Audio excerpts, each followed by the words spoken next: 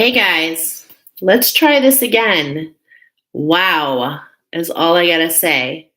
So, I deleted the last video because I didn't see the point of keeping it, but it was very evident, as many as you saw, that there was tons of energy that was blocking my broadcast. Wow, I got goosebumps. So, basically, I just did some spiritual work and I am back. I did a clearing. I did all kinds of stuff that I meant to share with you. We're going to get into today's oracle. But let me tell you, it's such a bummer because we had so many people on with us. So I hope you're finding your way back here. Thank you so much for coming here. I don't know actually, I do know what happened there.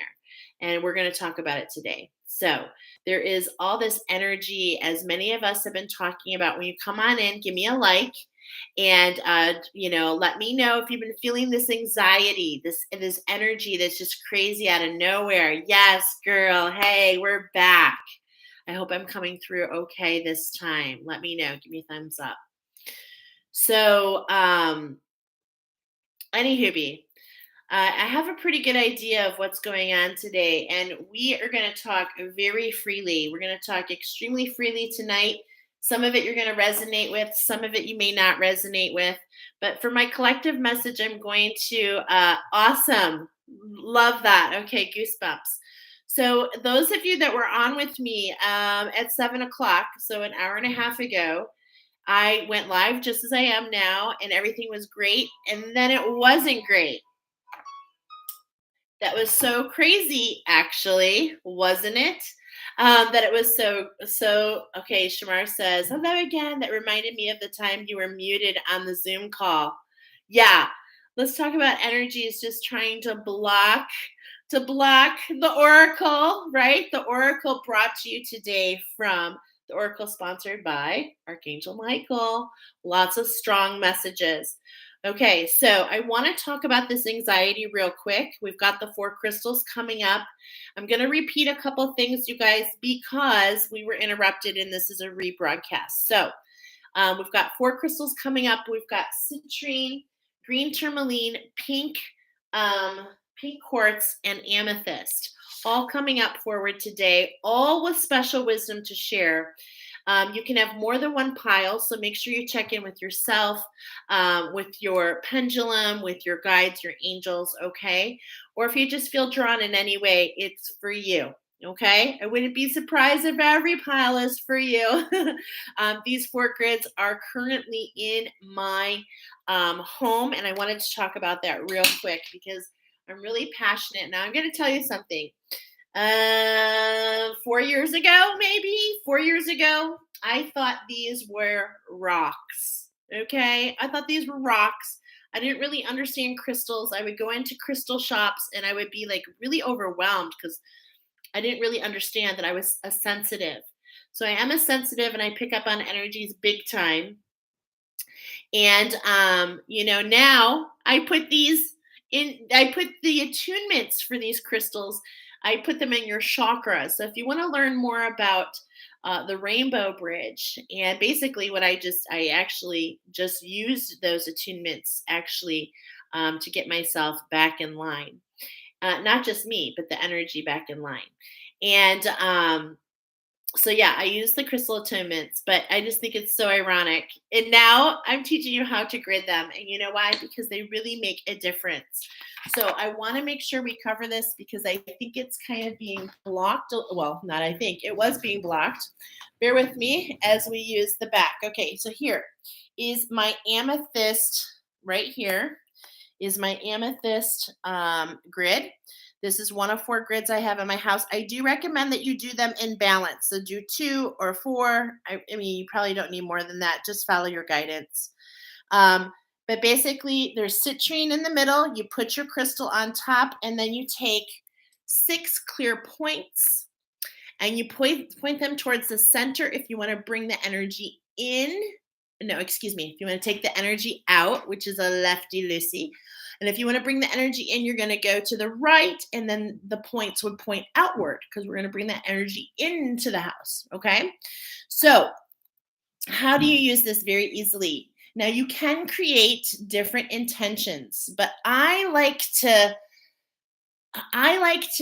leave it unlimited. Sometimes our words are limiting. Okay, I've learned this very much myself. And so, what you can do is you can just say, "It is my purest intention to activate this grid." And if you're gonna go to the right to bring the energy into your home, you go to the right, and then you kind of touch the center to activate your grid. And I say, "Activate this grid for my highest good and the highest good of all." That's the easiest way to do it. Okay. Now, you can use your pendulum, you can use your body as a pendulum, you can ask your angels and guides, "Hey, should I go to the right? Should I go to the left?" And of course, you can always that's like a 40-second make a grid. Super easy though, seriously. Selenite, one of your favorite crystals, and 6 points is all you need to actually 555 shift the energy that's around you. Okay? So that's number one. Also, for the collective message, we were talking about Archangel Michael brought in a message. Hey, Deb, perfect timing because we got blocked on our last one. so, but we have Archangel Michael coming forward with a very interesting message for tonight's oracle. We've got new animal wisdom coming in for this lunar eclipse in a few days. Okay. Remember to like, ooh, thanks, girl. Yes, remember to like on your way in, guys. Thanks, good Diane. Shout out. And I want to do a shout out. Shamar, thank you so much. And also a shout out to Freedom Writers, I believe is her YouTube name. You guys, thanks so much for the recent donations.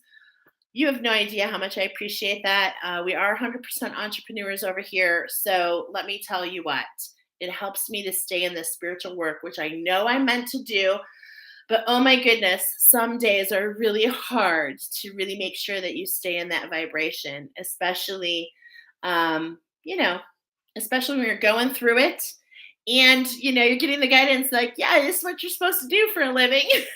So you just try to trust your instincts, and I'm doing the best too, the best I can. So for all of you out there doing it, high five, because it has been something else, right?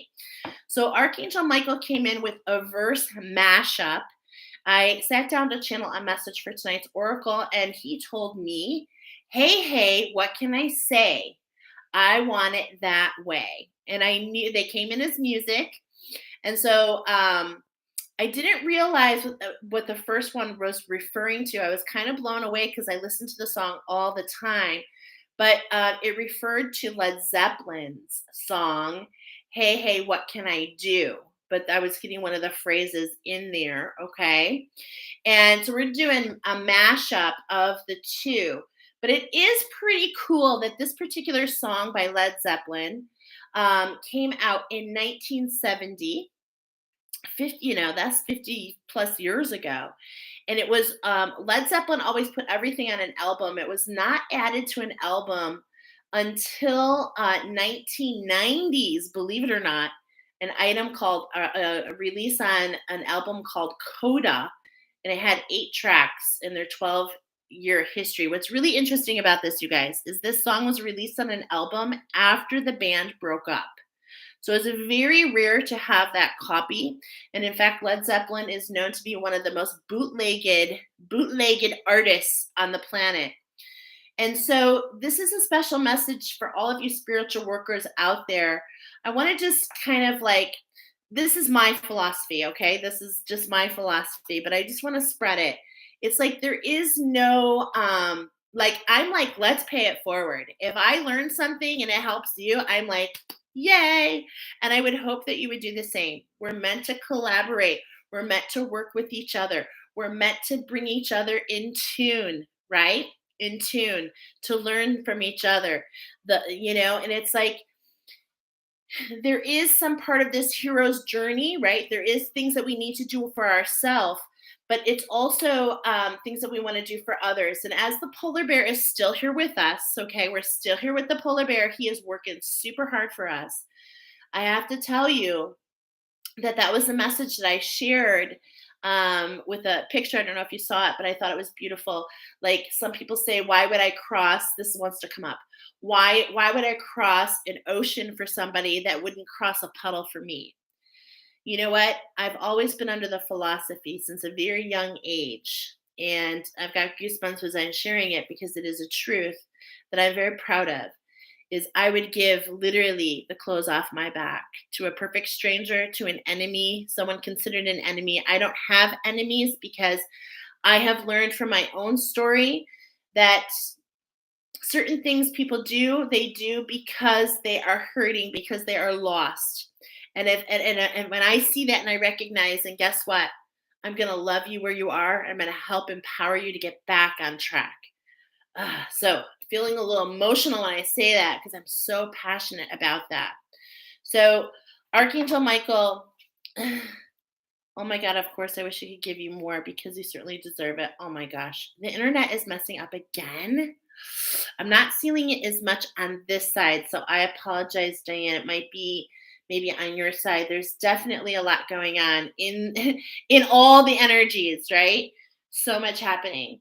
So I hope we can figure it out or come back later if you need to. But Archangel Michael is so passionate. When Archangel Michael came forward and when I discovered these messages and when I dove into them because he wanted me to dive into some of this to share with you, okay? Because why? This has been a long time coming. And at the same point in time, the energy twist that we're feeling right now, my friends, I'm just going to say it, it's very related to COVID. It's extremely related to COVID. And we are actually untwisting and unraveling some of the energies. I'm sorry, I set timers.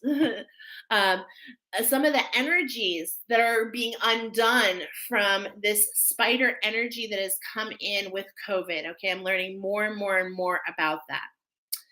Okay, so with that being said, Archangel Michael is here because he is like determined for us to find our way, and we shall. The light has won, my friends. So here's the verse matchup, first of all, by Led Zeppelin. Then the second part is from Backstreet Boys. Now, the number 1111 came in as soon as I went to the Backstreet Boys. It came in right away. There's a mashup between, there's 9 artists. This is talking about a healing for us all. And the men are coming to the forefront. The men are coming to the forefront. This has a lot to do with the masculine energy. I said it started with, it has to do with COVID, but my friends, this goes back to the beginning of time, actually. And it has a lot to do with our divine feminines. I told you the divine feminine has been healed. April 26th, check your pendulums. The divine feminine has been healed. However, the memory and the scripts from the trauma, from the trauma to do what you have to do to survive, right? To do what you have to do to survive. And many light workers out there, like hardcore, okay? We're talking like, you know, all kinds of bad things happening for you, even talking about the things I'm talking about right now. Okay? Let's just face that.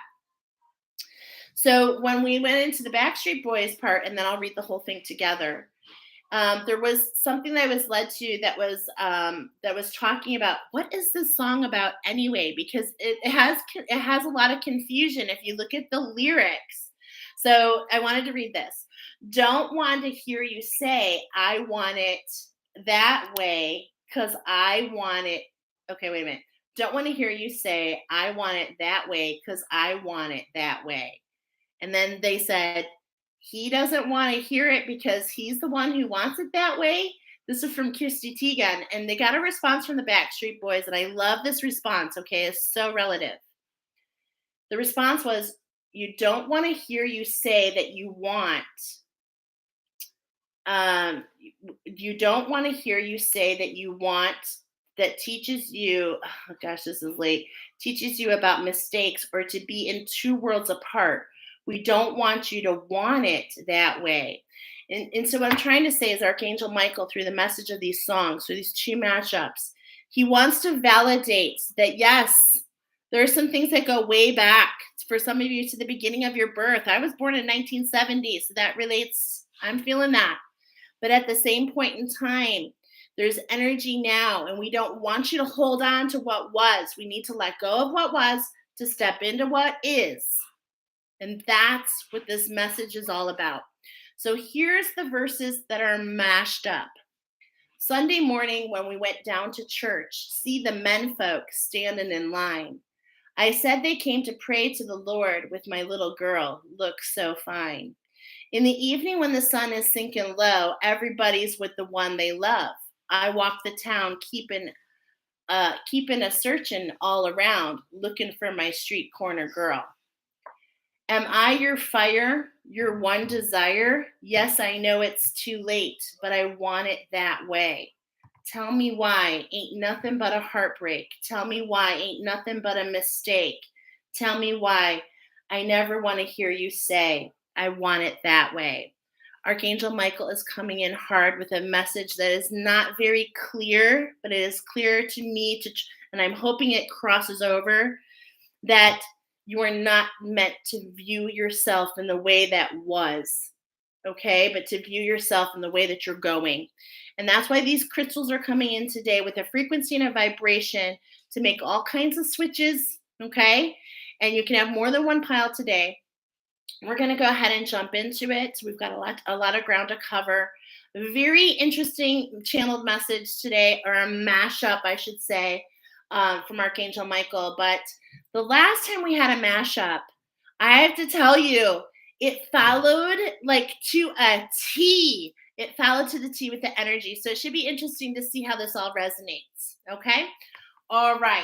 With that being said, oh my gosh, okay. With that being said, let's go ahead and get started. We've got the very first one. Those of you that chose pile number 1, you chose citrine. Okay. Now, with the number 41 here, there's a message, and I meant to share these numbers with you.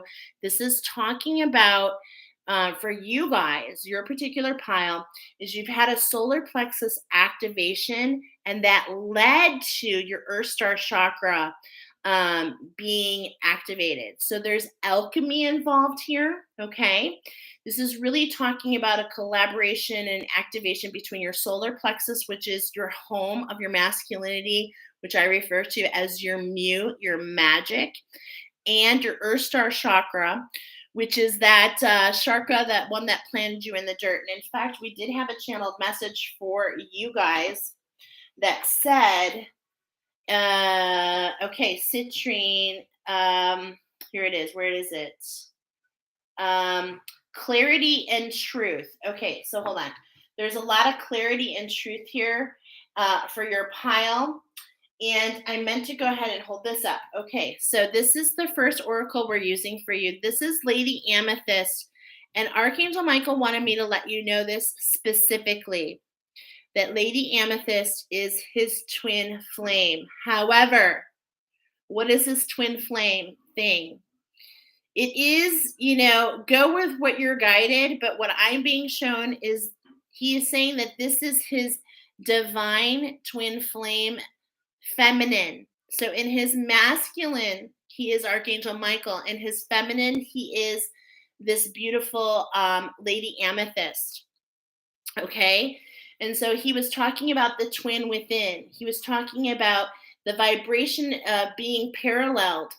And I love this because this is coming a lot in my particular awakening, and you may resonate with it as well, is that, and this is where COVID comes in, and this is actually coming in, like I literally am meant to give you a message about COVID, especially those of you who have had a COVID vaccination, specifically a COVID vaccination, because this, I am not here to spread any fear, my friends. That's not the point of this, okay? But I am here to pay it forward and let you know that those of you that have the COVID energy, those of you that got the COVID vaccination are most likely dealing with spider energy, and it translates throughout your home and to your family members. This is not the first time. And in fact, the angels told me it's a lot like mad cow disease, that it is an energy, which is why we keep getting the Spider Man. It's like the Spider Man venom, and it just makes everything more anxious. And the reason that a lot of us are feeling anxious at this moment in time is because we are unwinding some of this to do with the spider.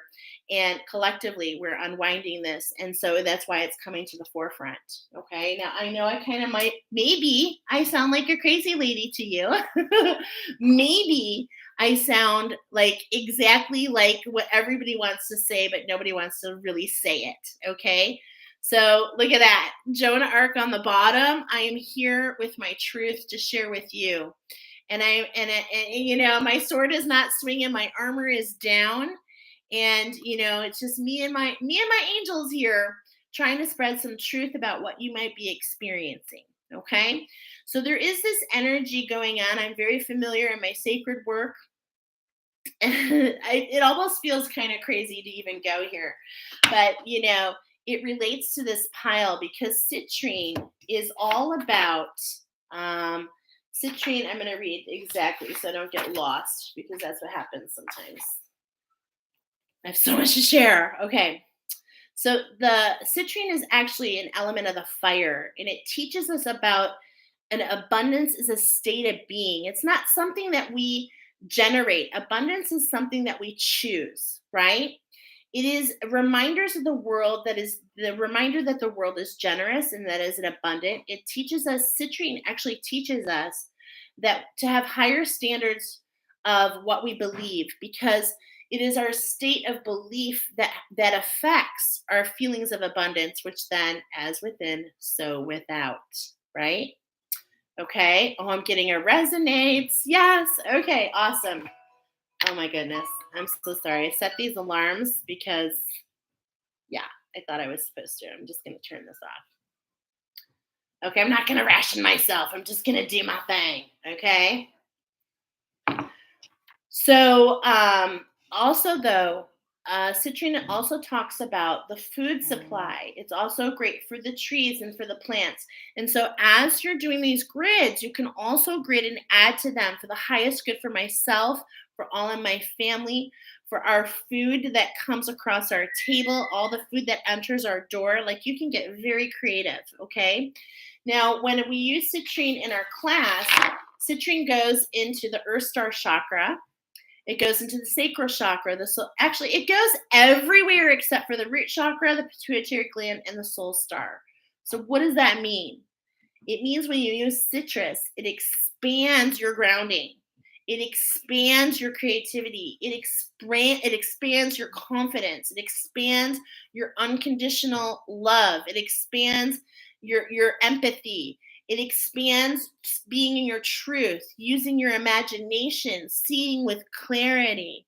It expands your vision,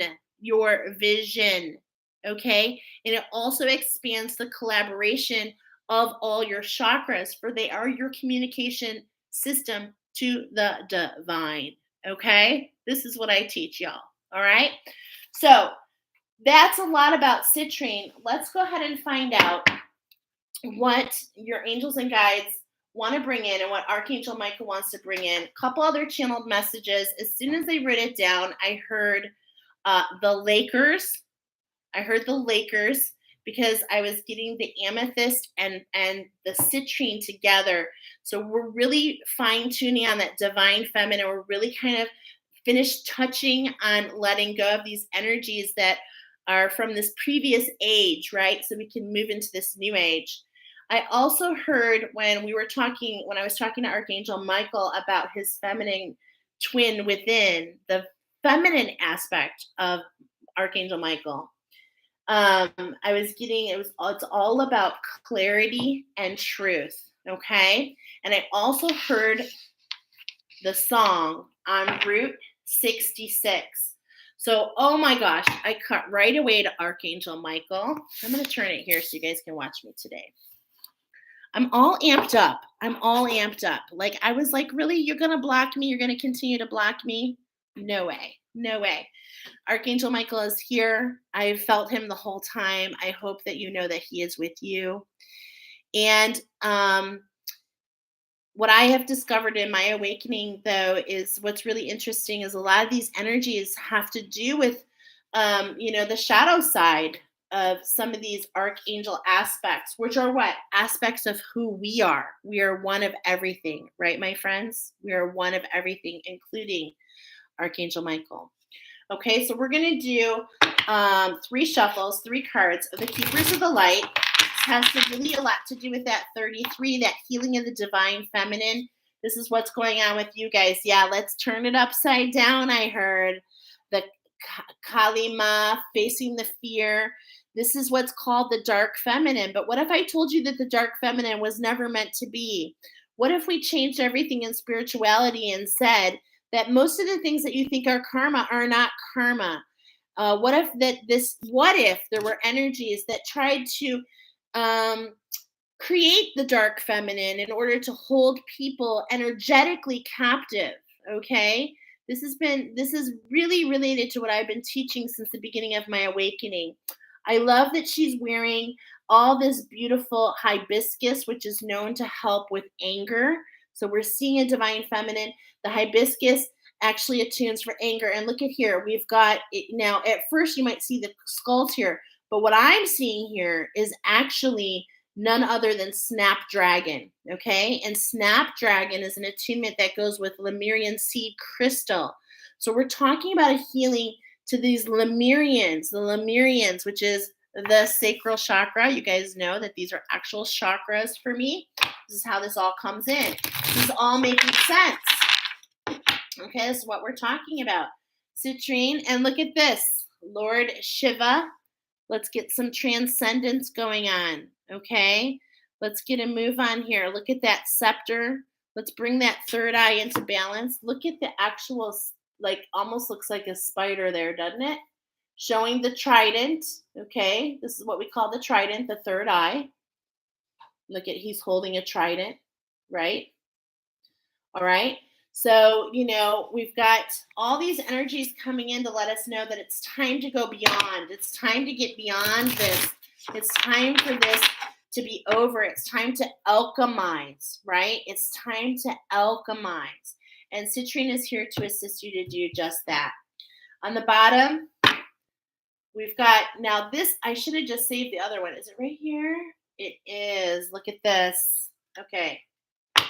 Look at this. We just cut to that, but look at, this is his twin flame. This is actually a twin flame guide, but I like to teach that the twin flame is within, So what I've noticed is, and this is where COVID comes in, you guys. This is very hard to understand, but not so much. It's very simple and yet extremely complex. That on the Egyptian timeline, there was some manipulation done to some energetic fields with the spider energy. And that when the COVID came with the vaccination, there was an activation. Okay. This is what Spirit's been telling me. I know I sound like crazy later. I know I do, but I'm willing to sound crazy if it resonates. Okay. And I know, and the reason that I'm speaking so clearly about this is because, you guys, I've been dealing with the spider for the last couple years. And in fact, I'm quite the connoisseur of the spider. And I've been told, and I wrote it down, the angels told me, and I already knew this, that I am actually the one that is here to clean up the spider. Okay.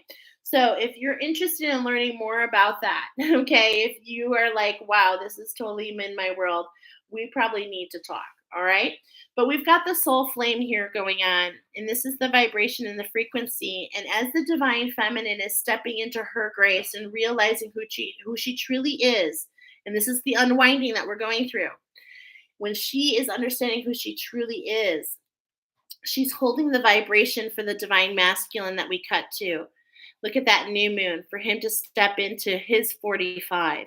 So there's this really interesting juxtaposition happening where the divine feminine is almost rising beyond, but at the same time unwhirling. And it's like creating this juxtaposition between her and the masculine, which is in with all of us, okay? Because it's really hard to find what steps to take when you're kind of feel like you're moving timelines. And that's actually the energies that we're feeling at this time still. Okay. So we're going to go ahead and go there. But what we're talking about is our soul flame. Rediscover the lost part of yourself, the truth within you. And this is what I'm trying to say. The citrine's coming in to cleanse, to clear, to remind you that abundance is something for you, to allow you to understand that you will find your way through. And this is all about unconditional love for yourself and others. This is the whole heart awakening, which is the divine feminine being healed. So I know we're all going through it. Special messages coming up for you guys. Okay, so we've got 3 cards. First card. Isn't this hilarious? I'm laughing because we're in Mercury retrograde. Okay, so we've got Mercury here. Open communication is the first one. Open communication. We've got the caduceus. We've got the shield. Okay, we're going to do the 3 cards. We've got hope. Beautiful. And we've got Mother Mary and peace. I'm smiling so big. Okay, so what I'm seeing here with these 3 cards, first of all, is I'm seeing here with Mercury, open communication, get a weight off your chest, speak up with love and be heard. And isn't that what I'm trying to do right now?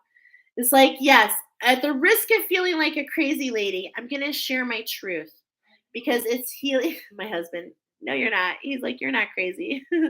um, to share the healing, it's healing for me to share what's part of what's happened for me, and maybe it'll inspire you because it's not necessarily what's happening for me is for you. It's just to inspire and to incite some of the things that you're feeling, right? And that's how we all work together. So Mercury is about communication, okay? And we're in Mercury retrograde right now, so communication is not that great. So what does that mean? Let's pull back. Let's remind ourselves how generous and how abundant our life truly is. Okay? I'm going to be very vulnerable and share I had a really rough day today. Okay? I had a really rough day today. And it was actually great.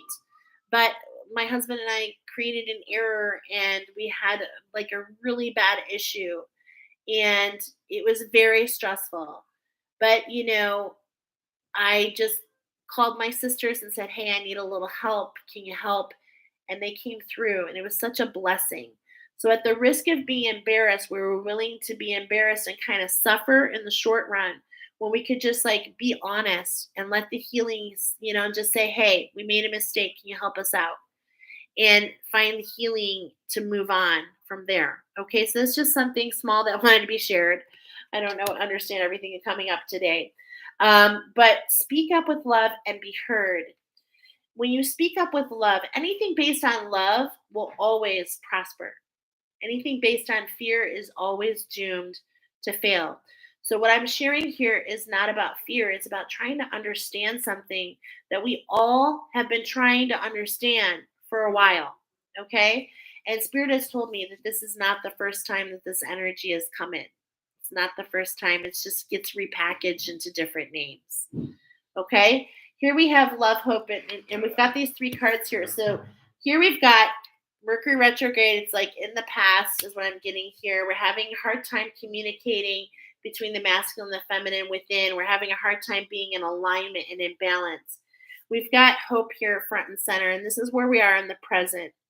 Okay? And I'm getting a message, first of all, with hope, because hope is the name of the sprite in Pandora's box. And so it's like we've opened up our treasure chest and all the skeletons have fallen out, right? But what's interesting is most of the skeletons are not yours. That's what's really interesting about all of this. Many of them are related to the ancestors, but they've been carried forward to allow you to understand that something that happened so long ago, that's why it affects all of us. But inside there was hope. And hope is here with these yellows of citrine and orange, right? Can you feel the citrus? Can you feel the cleansiness? Allowing us to cleanse and to rise from the muck, allowing the muck to be cleansed. I'm getting a visual of, in my mind's eye, of Like, when they have the oil spills, they show the duck on the Dove commercial and they show the dove. Yes, this is the energy that we're going through right now. We're releasing the muck to rise from the muck, okay? And there's this expansion and this brilliance that's coming in. And look at this diamond, okay, on her trident. Are you seeing it? This crystallization, right? This crystallization. In fact, she's got it here in balance. And this is a very consistent message for you guys. It's all about being in balance. Okay. So, with Mother Mary here, the Rose Ray, how can we, first of all, how can we pray a little bit more? How can we pull back? How can we put out, how can we release, okay, Mercury, open communication. A lot of people are talk about this Mercury retrograde with like devices, and that could be the reason that this is happening here with the computer. But it's like all these technological things. But let's actually talk about communication to the divine. Mother Mary comes in to remind us, that there's an unfolding happening, to keep ourselves cloaked and to pray. And there's this real subtle, like, sereneness that I'm feeling here right now. Okay. Look at this flower of life and her well of dreams. And it's just like allowing this frequency to roll off. So what can you do as you do that? Well, first of all, you give it over to the divine. You ask your angels and guides for assistance. They want you to call upon them. Okay. Um, they also want you to keep in mind, with your soul flame within you, within others, we're all going through a lot of changes. So how can you go ahead and look at, there's that lotus blossom. Look at that. See how we're taking the lotus blossom from the left, the muck from the feminine, and we're bringing it to center. Like, literally, this is what we're doing. Okay. And every single feminine is veiled, is cloaked. So please ask your angels to cloak your energy.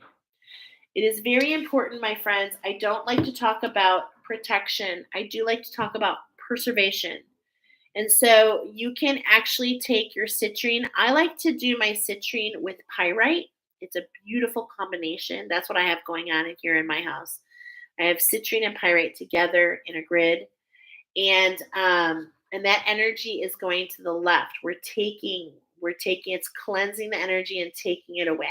Okay. And it's just another tool that we have.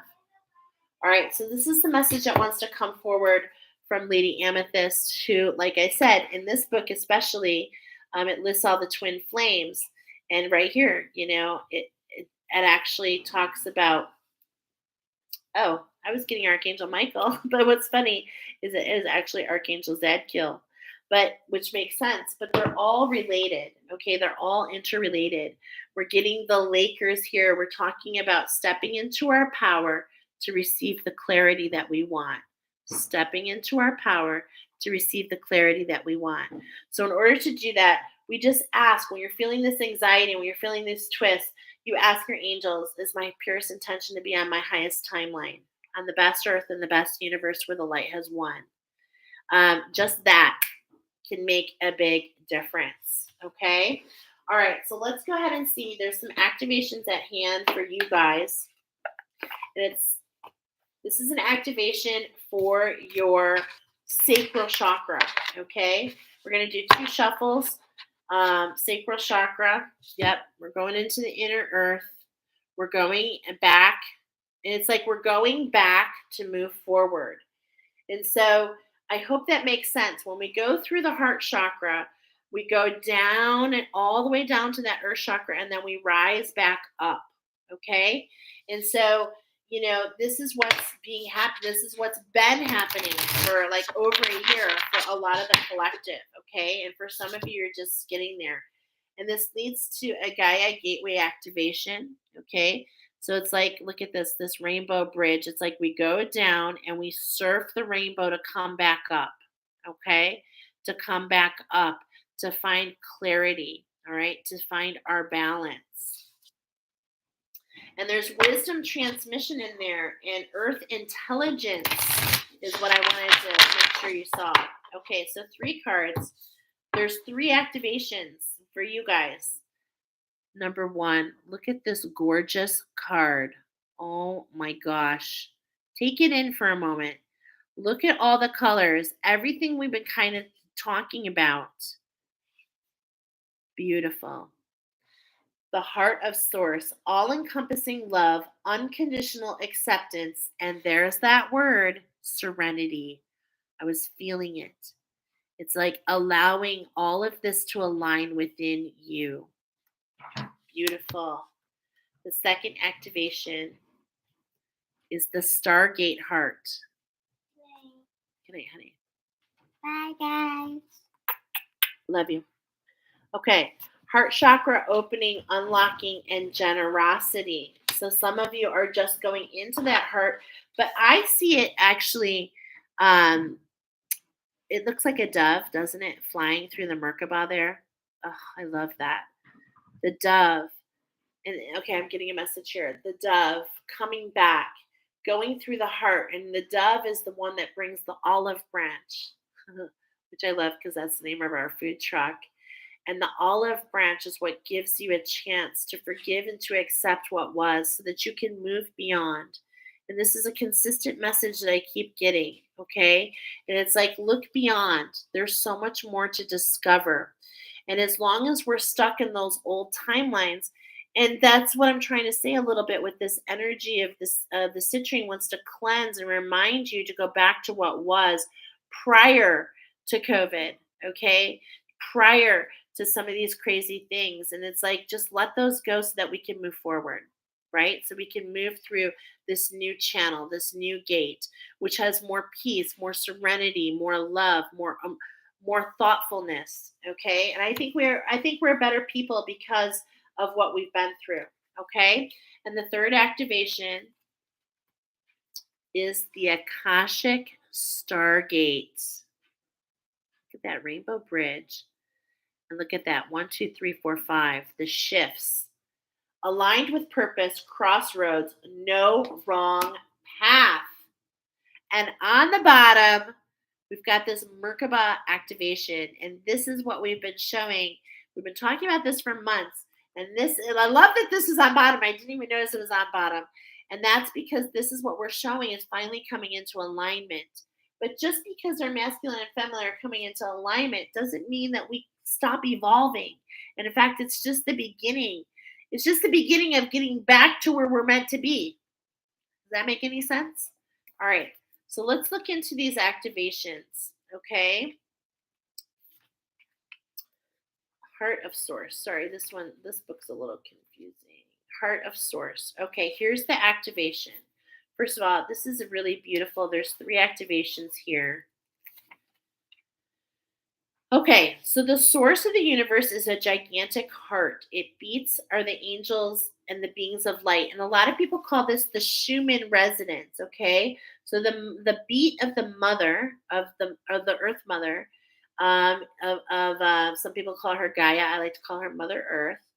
And what I want to tell you, I see and I'm told that Mother Mary is the ascended, is the higher version of Mother Earth. Okay, so I love that parallel. So 8, the Schumann resonance of 8 above is the heartbeat of Mother Earth. Now that Schumann resonance has been all over the place. When it spikes low, that gets really hard for all of us. And the higher it goes, it's better for some of us light workers out there. But this is where we can have a lot of ascension symptoms. Do you see that spread out of the light? And it affects our system in different ways. Okay, so I think this is really important for a lot of you because, yeah, let's read a little bit more about this. Okay, it is what many call. Okay, hold on. The source of the universe is a gigantic heart. Its beats are angels and the beings of light. It is what many call God. Its love is beyond gender and dogma. It's the infinite experiencing infinity. It is all that is, was, and ever will be. It is love being love and expressing love. It is an energy that can be explained but never fully comprehended. It is where we have all come from and where we all will return.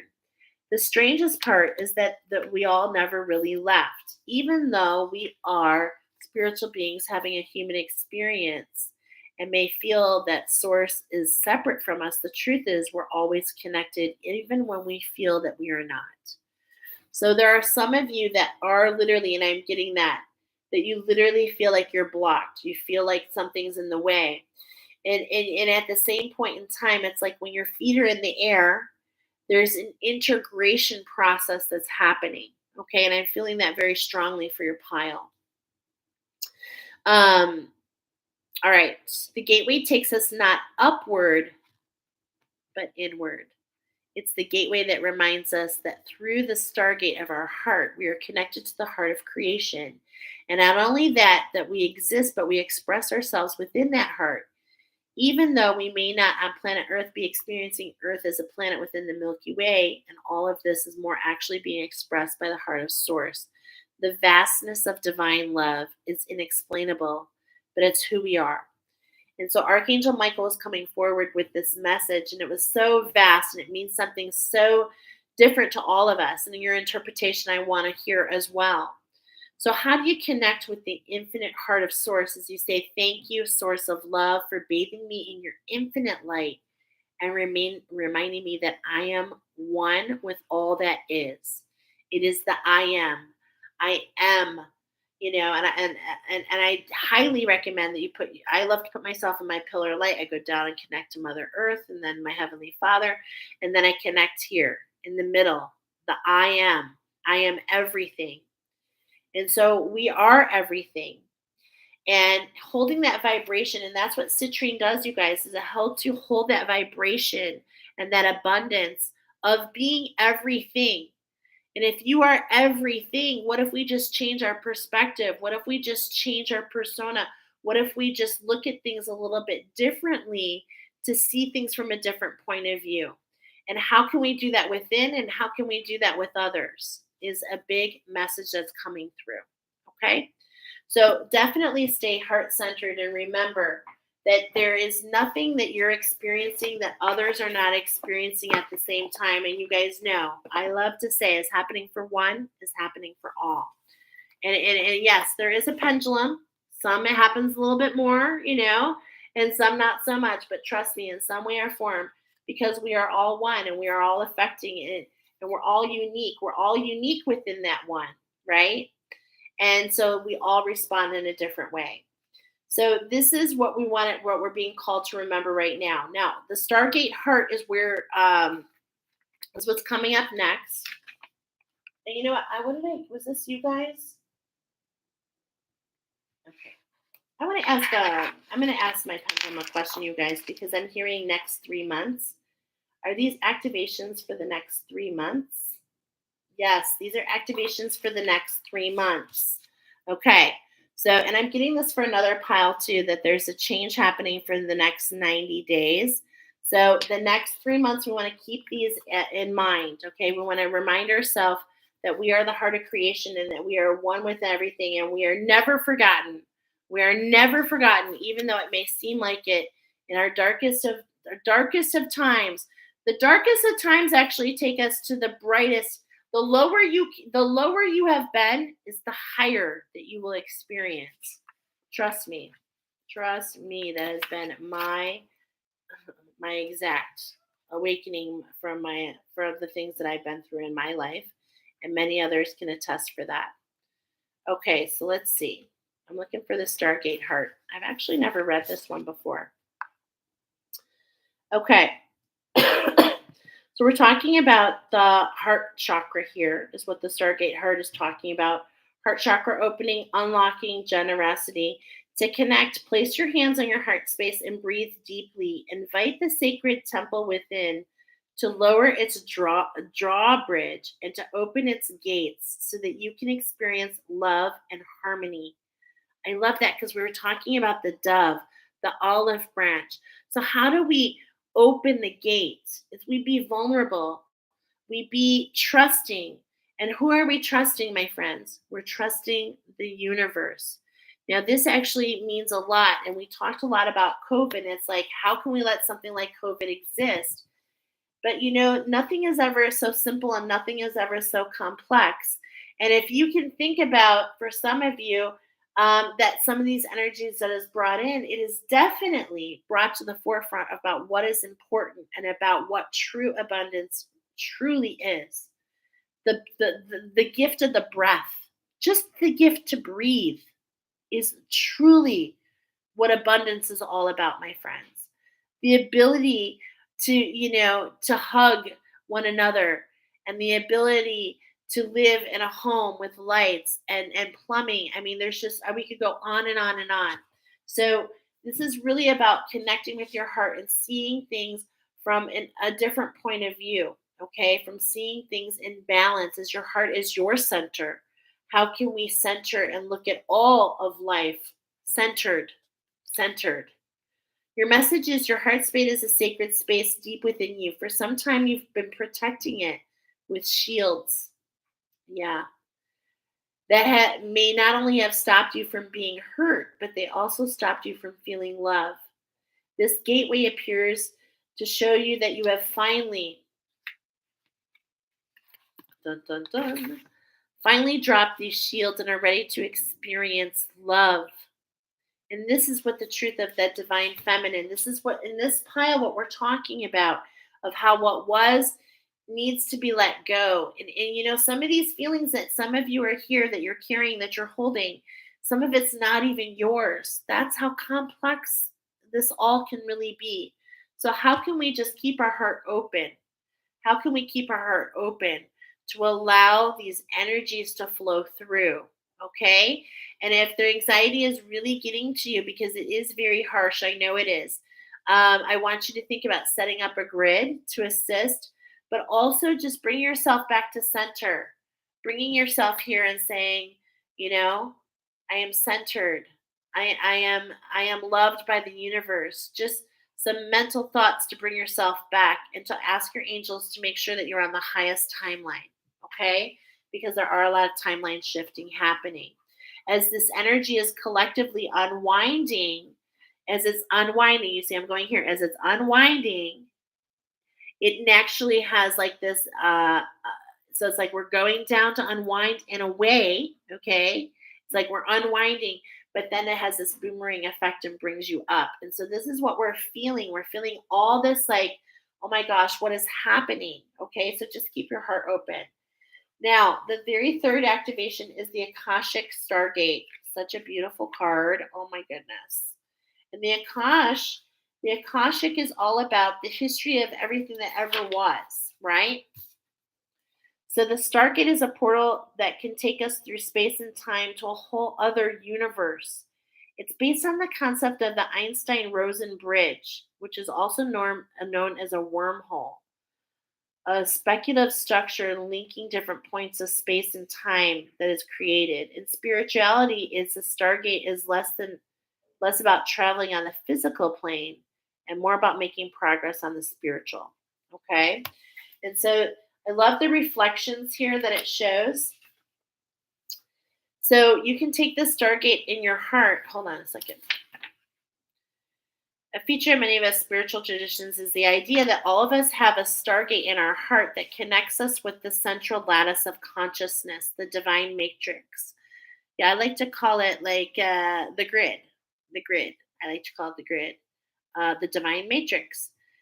Buddha acknowledged that we were the universe, while Jesus said the kingdom of heaven is within you.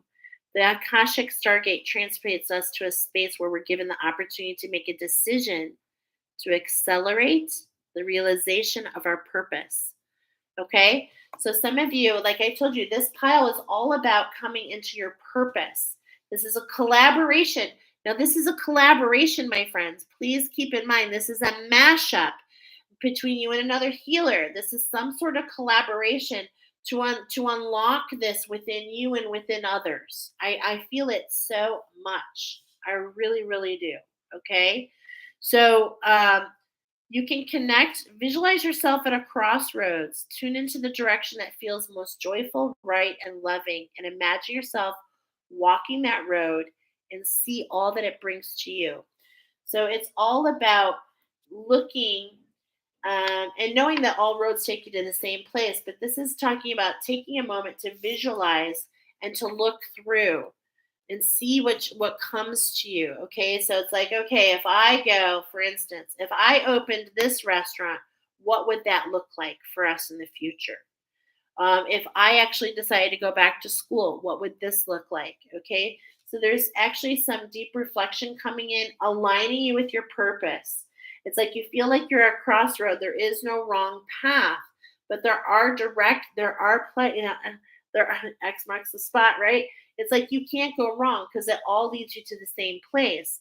However, there are places that are a little quicker. So really follow your intuition. When we get off path, we always learn lessons that bring us back on path, right? Shamir says, definitely guarded my heart like my life depended on it for so many years. I think good. I have the strength. I thank God that I have the strength to open it back up. Yeah, I got goosebumps, Shamar. Thank you for sharing that. And this is where we all are collectively. We have a choice. And it's like we're not getting anywhere when we hold that victimization, when we hold ourselves closed in. It's like we actually repel the things that we truly desire. Okay. And what's coming to mind, one of the biggest ways to keep yourself in that generous thought space, my citrine friends, as we wrap up on your pile, is to remember to not judge yourself. Please restrict from judging yourself, because when you judge yourself, you set a vibration, off that does not align with our design. Your challenge is to step into your power and to step into your power where you're planted. You have been planted, my friends. Now it's time for you to grow. I want you to think of yourself. This is so funny. I'm hearing your corn knee high by the 4th of July. What? Holy cow. Knee high by the 4th of July. Look at that. May, June, July, 90 days. Hang in there, my friends. Okay. Hang in there, my friends. Is there anything else that I was meant to share here? There is one last thing that I was meant to share with you. I got my kicks on Route 66. So those of you in pile number one, it's like it's so funny because I'm hearing the Back to the Future. It's like because I talked about crossroads and I heard it earlier and I resisted. Now I'm hearing it now. Thank you, Spirit. It's like where you're going, you don't need roads. You don't need roads where you're going, my friends. Okay? You are trailblazing further than where we are now. Collectively, we're in that like eighth dimension density, and this is really tricky. We've never really been here before, even though we know it's been done. But in our real time, we've never been here before. And so we are actually transcending, my friends, in ways that we have not done before as a humanity. Okay. And so that is very exciting for our evolution. And but with that 66 coming in though, that's telling us, yes, we've done this heart activation to unlock the sixth chakra, which is the higher heart. But this sixth chakra also aligns with the soul star. And that's another activation that's, coming your way. Okay? Coming your way. All right. Thank you, pile number one. Sorry to kind of be all over the place, but it is what it is. All right. 5828. Let's go ahead and get started with green tourmaline.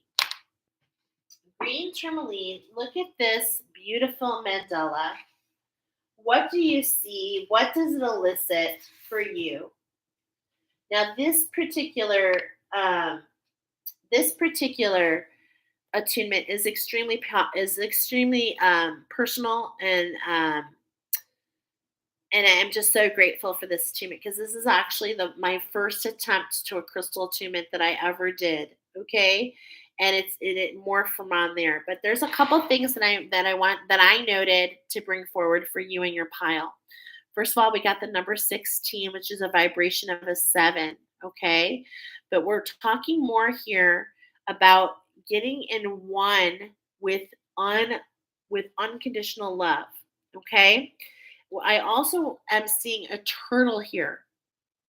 I'm definitely feeling the turtle, and I'm going to put it in after I get off here. I wrote a reminder. The turtle, especially the leather neck. Of course, trust your instincts, but there is an oracle that's coming up for you, pile number two, and it is the turtle oracle that I did last year around this time. But specifically, the leather neck has been jumping forward, and the leather neck is a very special turtle indeed, and that describes to you guys. And it's so funny because it's on the cover of this other oracle, and so I would just got this in my mind's eye. This card, it's right here, okay, and it talks about Mother Earth. Surprise, surprise.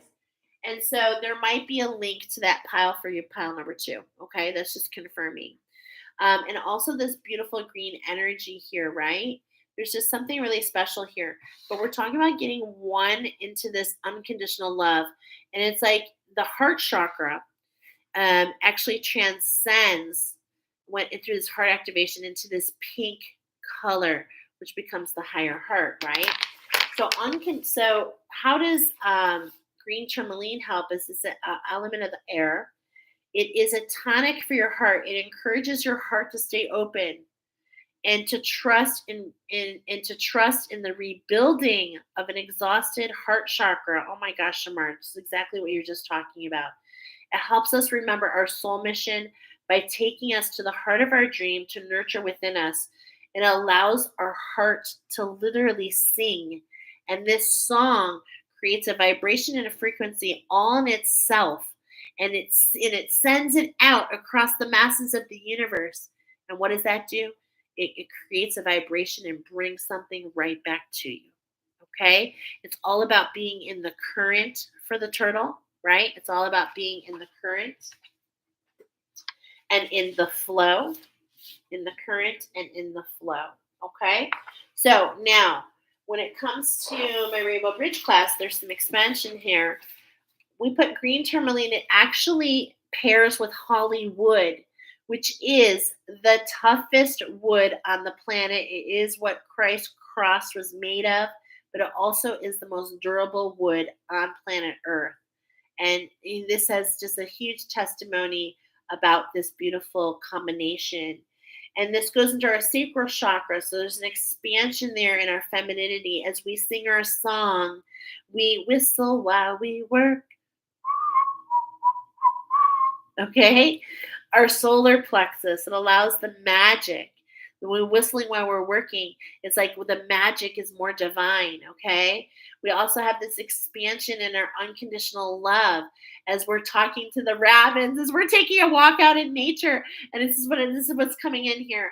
And it's like as we're singing our song, we hear the flutter of the birds and we feel like Snow White. Okay, hey guys, you can have Snow White moments as well.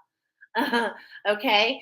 And what this does is it actually expands our unconditional love and allows us to feel this connectedness. It expands our imagination.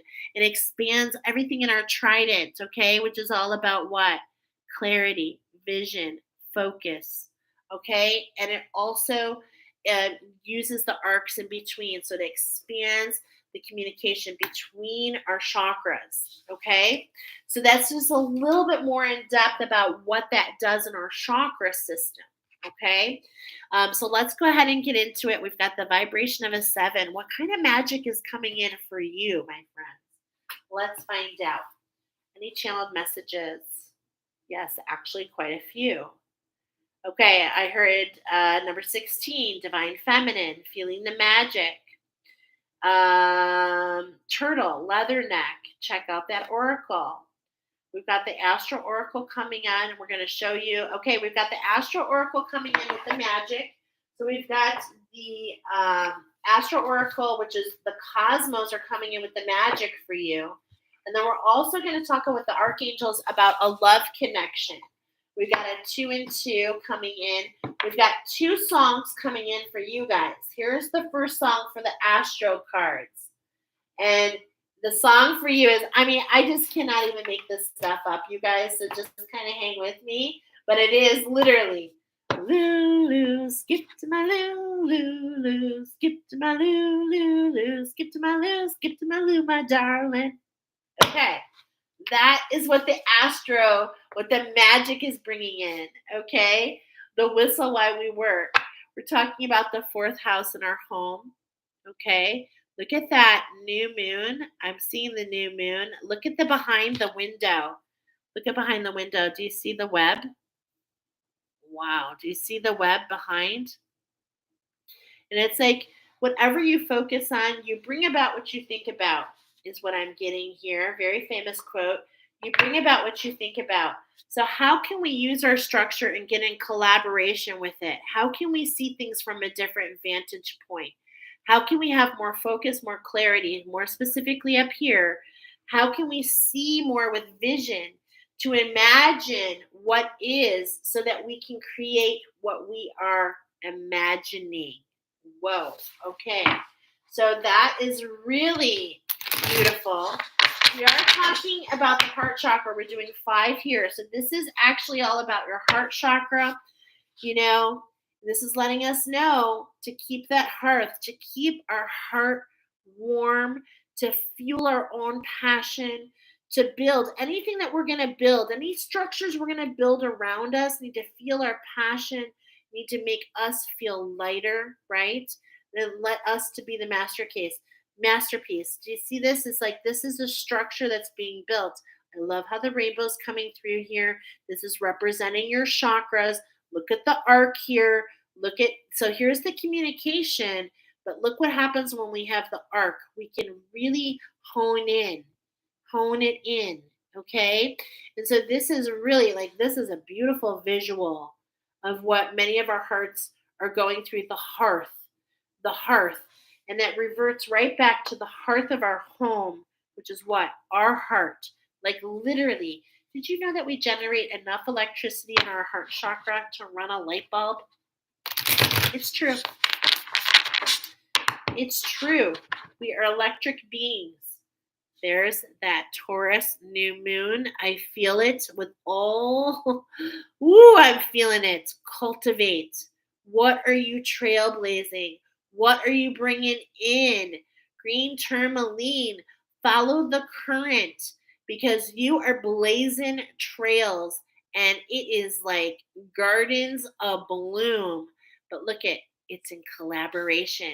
It's not all here. It's here and it's in collaboration with your guides and with spirit and with others.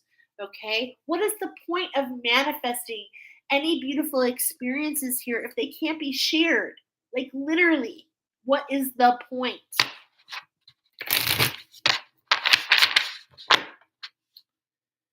Now we got the fifth house. There's that passion, magic. Okay, look at magic message for you. There's that passion. There's that window. How can we use that window to set the tone? It's like a focal. This is really interesting because what I'm getting is the window, how you see through your window, okay? How you see the world, how you see the world around you as a reflection within. And if you're not really loving that, this is the magic. How can you create another view? How can you sweeten the pot? How can you use your imagination? And how can you whistle while you work, right? How can you impact what that view literally is by going within and bringing it out to change the view for all? Wow. Beautiful. I'm feeling that you guys are leaders. I feel that you are leaders. And this is very interesting. It's coming in right now. So I'm just going to spread it. I'm getting this message about the turtle. And it is pretty interesting that turtles have these 13 sections. And so this is really being talked about here. The number 13, the yeah, that's very interesting. Number 13 is coming in, which also often refers to the pearls jewelry, right? The pearl is what I refer to as number 13, the backstage pass, the ability to take others for a ride. Because why? Because of your vision. So it's like I'm feeling artists here. I'm feeling writers. I'm feeling that you have this way of creating. I'm not even going to say a story. I don't want to say a story because that does a when I say story, the reason I don't want to say it is it trivializes it a little bit, and that's not what I want to do because this is like a superpower. It's like you paint the world and allow others to see with color. Oh my gosh, it's so gorgeous. So gorgeous. Okay, we've got 4, 5, 6. Follow the steps. Number 44. Follow the steps. 4, 5, 6, 7, 8. Toledo. Toledo. I don't know why Laverne and Shirley is coming in my head. What? Okay. Sustainability. Okay. Sustainability. And it's like they were roommates, right? They were roommates. Oh my gosh. That is so funny. And they worked at a bottling plant. And so this is all about, it's like, look at what you're doing now and what you will be doing, I feel are going to be two different things. Okay. So it's just like if you have this sense that there's something more out there for you, I want to confirm that for you, that there is something here in spirituality. I'm feeling it. And what I feel as we're being shown these jewels, okay, this crystallization, if you will. And this is what Michelle does, the Rainbow Bridge. She puts those crystals right in there, so that you can travel the galaxies. Yeah, so my next class is starting on May 22nd. And this is what we do with the attunements. They travel. We travel together with the attunements, and it allows you to change the vibration within you, okay? So that you can heal deeply, and allows you to change your view. And when your view changes, it's amazing how it can change the views for other. It's like this beautiful domino effect. Okay. But I'm getting that this is your year with that 44. Okay. Yeah. This is your year. This is your arrival. Okay. Now this horse. It's so funny. Horse, where did that come from? But this card came forward a few weeks ago, and I would called it like because I was seeing the bull. But you know what this is? This is a stag. This is a stag. And do you know that they're called red deer?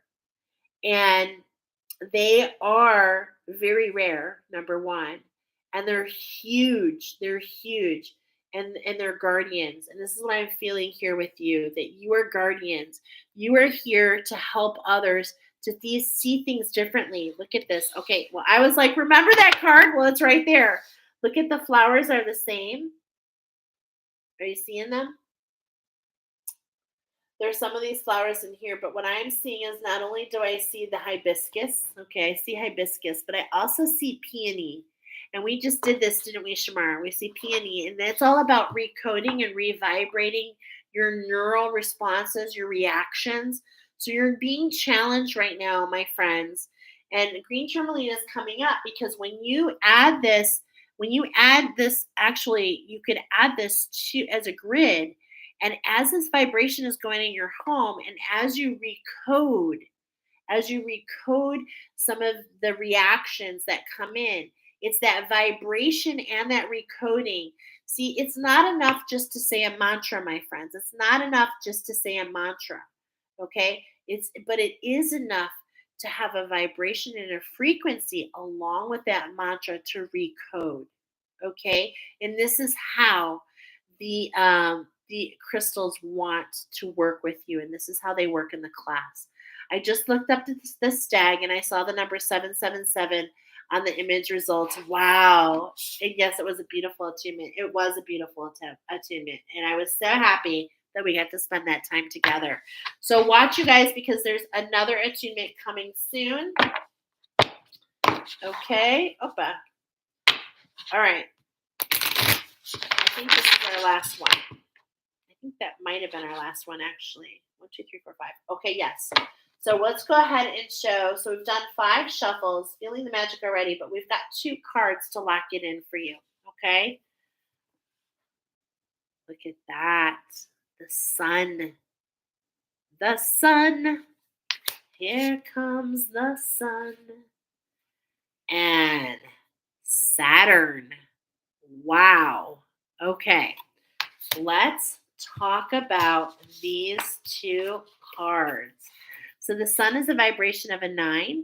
The sun is very healing. This is talking about the sun refers to lots of things. Now, first of all, it's referring to here um a burning away. So I do feel like there is like this burning away for you. You could actually be going through this at night, especially. I'm actually feeling that some of you are at night, maybe even seeing like these sparks of light, like what looks like little stars. This is actually the burning away of energies that no longer serve you. Okay, so that's one way. But also, what I'm feeling here is there's this real big thing about stepping into your power. Okay, but also as earth guardians, actually I'm getting a stronger message here. Yeah, I'm getting a stronger message because you guys are the turtles. So what I mean by that is the leatherbacks, they carry their home with them, and so you carry Mother Earth in your heart. You are earth guardians. I feel it so much. You all do your sacred work in different ways, but the sun is your friend, because you see these little spots here. Okay. Now, some you can refer to these as flares, but I'm actually just going to tell you what I know and what I see in my awakening is the sun is a huge portal. The moon is a portal, the sun is a portal. And so the sun, when you sit in the sun's rays, just naturally, you don't even have to do anything. It actually works with your light body and it cleanses your light body. So, those of you that are drawn to this pile, I have a message here that if you're feeling really heavy, if you're feeling the denseness, okay, anywhere, that your light body most likely needs a little attention, okay? So you can just go sit in the sun. Don't stare into the sun. I told you it's a big portal. You are powerful. You might bring something down. Kidding, kind of not kidding. Okay. But at the same point in time, sit in the sun and allow those rays to just cleanse that light body and really bring that light not only into your light body, but look it into your being. Because many of us are going through lots of different things. And with the Saturn coming up here, it's talking about your structure. Okay. It's talking about the going down to do what? To bring to the light. It wants to bring to the light different shadows hiding deep down in your energetic field, down in other dimensions, down in past lives. It's like we need to break all that up. Okay. And that's what the Saturn here is. You see how we have all the rings and everything, and it's like keeping everything locked in. Well, the sun is going to go ahead and penetrate through the center. And it's like what you bring to the light, what comes to the light can now be released. Okay. And so this is an extra special message here for you guys. This is a 9. This is a 6. Okay. This is a 9. This is a 6. 15 and a 6 again. So when we get the 2 6s here, numbers are always talking. This can be, you can actually look up this in your chart. First of all, where does Saturn and the sun meet? Okay, first of all, you can look at these combinations for yourself in your own zodiac chart.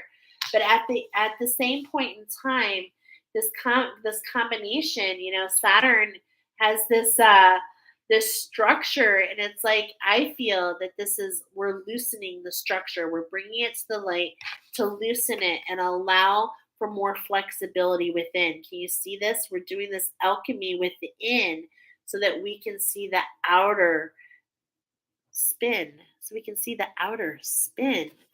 interesting. Okay, I feel like we want to read a little bit more about that Saturn, because Saturn, I'm getting a message about how I've been sharing that Venus is the star of the sky. But there seems to be a very interesting relationship between Venus, Mars, and Saturn. Okay. And in a lot of ways, there are energies on Saturn that are kind of stuck and frozen within those rings. Okay. And I feel this has to do with the masculine energy. And I'm kind of even hearing my friend Trish, I'm actually hearing the dark sun, the black sun. Okay. The black sun. And so, those of you who carry the home, those of you who feel the weight on your shoulders, whistle while you work because there's an activation happening. And I mean, we've been talking about it to that masculine energy. And as the feminine had the twin within, so does the masculine have the twin within. Okay? And so we have battled. I say we because I'm a divine feminine. That's what I'm more in my divine feminine now. I always thought I was more masculine, but that was an energy that I was attached to because because I was living in this dark feminine, which was really not meant for me. But this is what energy means, you guys. If you take something very dark, if I took something dark like this and put it in your energy, that darkness would lower your energy vibration. It would pull lower vibrational experiences to you. This is what we're speaking of. Okay, this is what we're speaking of. This is what is unwinding are those experiences. But I know there's something more here in Saturn. So let's hold this up. Saturn rules. I'm gonna learn a little bit more about astrology here. Saturn rules, and Shamar, you gotta share because he's like all plugged in. I'm thinking of you, man. Saturn rules that which we must build over time: bones, teeth, personal authority, maturity, borders, discipline, traditions, and organization. Saturn, like Jupiter, is huge, is a huge gas giant. With its ring of ice and rock, it represents the boundary of the visible solar system, with the last planet humans can see with the naked eye from Earth's surface, called Saturn. It's a traditional ruler of Capricorn and Aquarius, and it takes almost 30 years to go around the zodiac. Forms, changes aspects itself approximately every 7 years, hence the 7 year itch in marriage, and 21 is the traditional age of adulthood. Okay.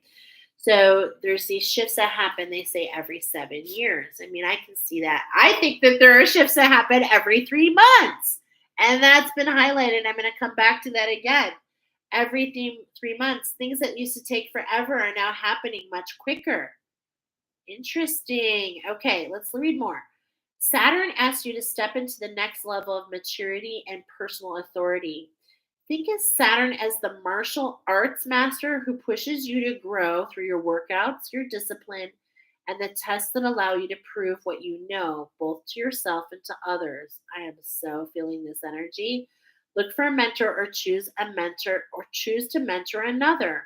Honor the teacher, but don't give your power away. Listen to the experts, mix their wisdom with your experience, and make your own wise decisions. If you feel like someone is abusing their authority or is undermining yours, set firm boundaries and hold them accountable. Study, cope, and grow up. Wow. Look pragmatically to the skeleton and teeth, either of your own body or metaphysical or metaphorical structure of a project. Can this endeavor stand up and take about a bite out of life? Make sure the foundations are strong, the structures are in place, and build out from there. As you gain strength in mind, muscle, and bone become stiff. So remember to stretch the body and soul.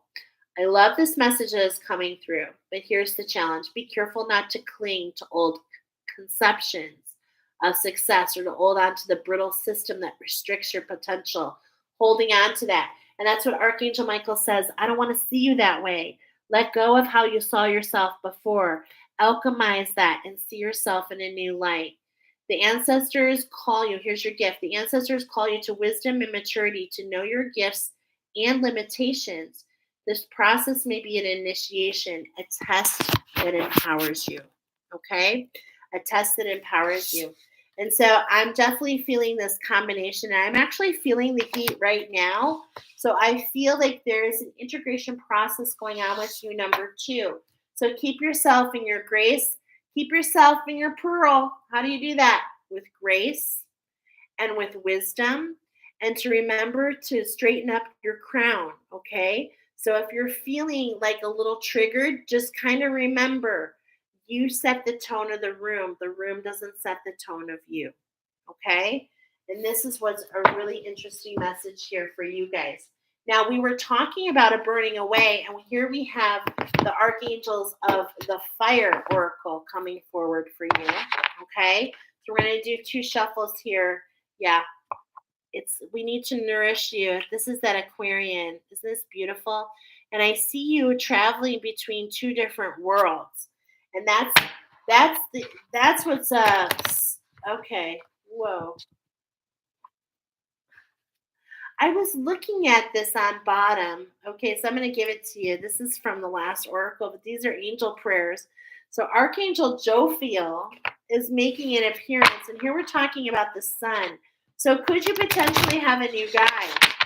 Hmm, that very well could be. We've got a healing at hand for you, this unconditional love. There's those doves. They're calling out to you. Croo, croo. I'm hearing it. Croo. I can't even do it. But it's like there's this elevation, these steps you're about to go up to. Keep yourself centered. Remember that, as you see within you is what you see around you. So as you embody grace, as you embody um, gratefulness, generosity, you will see these be extended to you all around you. Both of these cards that we went to are both really saying the same thing. I love the pink and I love the pink and the blue coming in. Oh my gosh, I love it. This combination together. Um, I was actually getting a lot of this with, I believe, one of our other, the amethyst at the end. Okay, so again, another connection to pile number four. All right, so this is all about a love connection. Now, a love connection can be a project that you're working on. You might be a builder, it could be between you and another. It could really be lots of things, but it definitely has to do with love. Your ancestors say to you, trust the magic, keep your heart open. Know that you are being guided. Know that you have signs and synchronicities all around you. There's the bison bone, and it's like what's been etched for you is meant for you, which I think is really interesting. And then we're getting this, I'm seeing like this, the structure of these feathers, okay?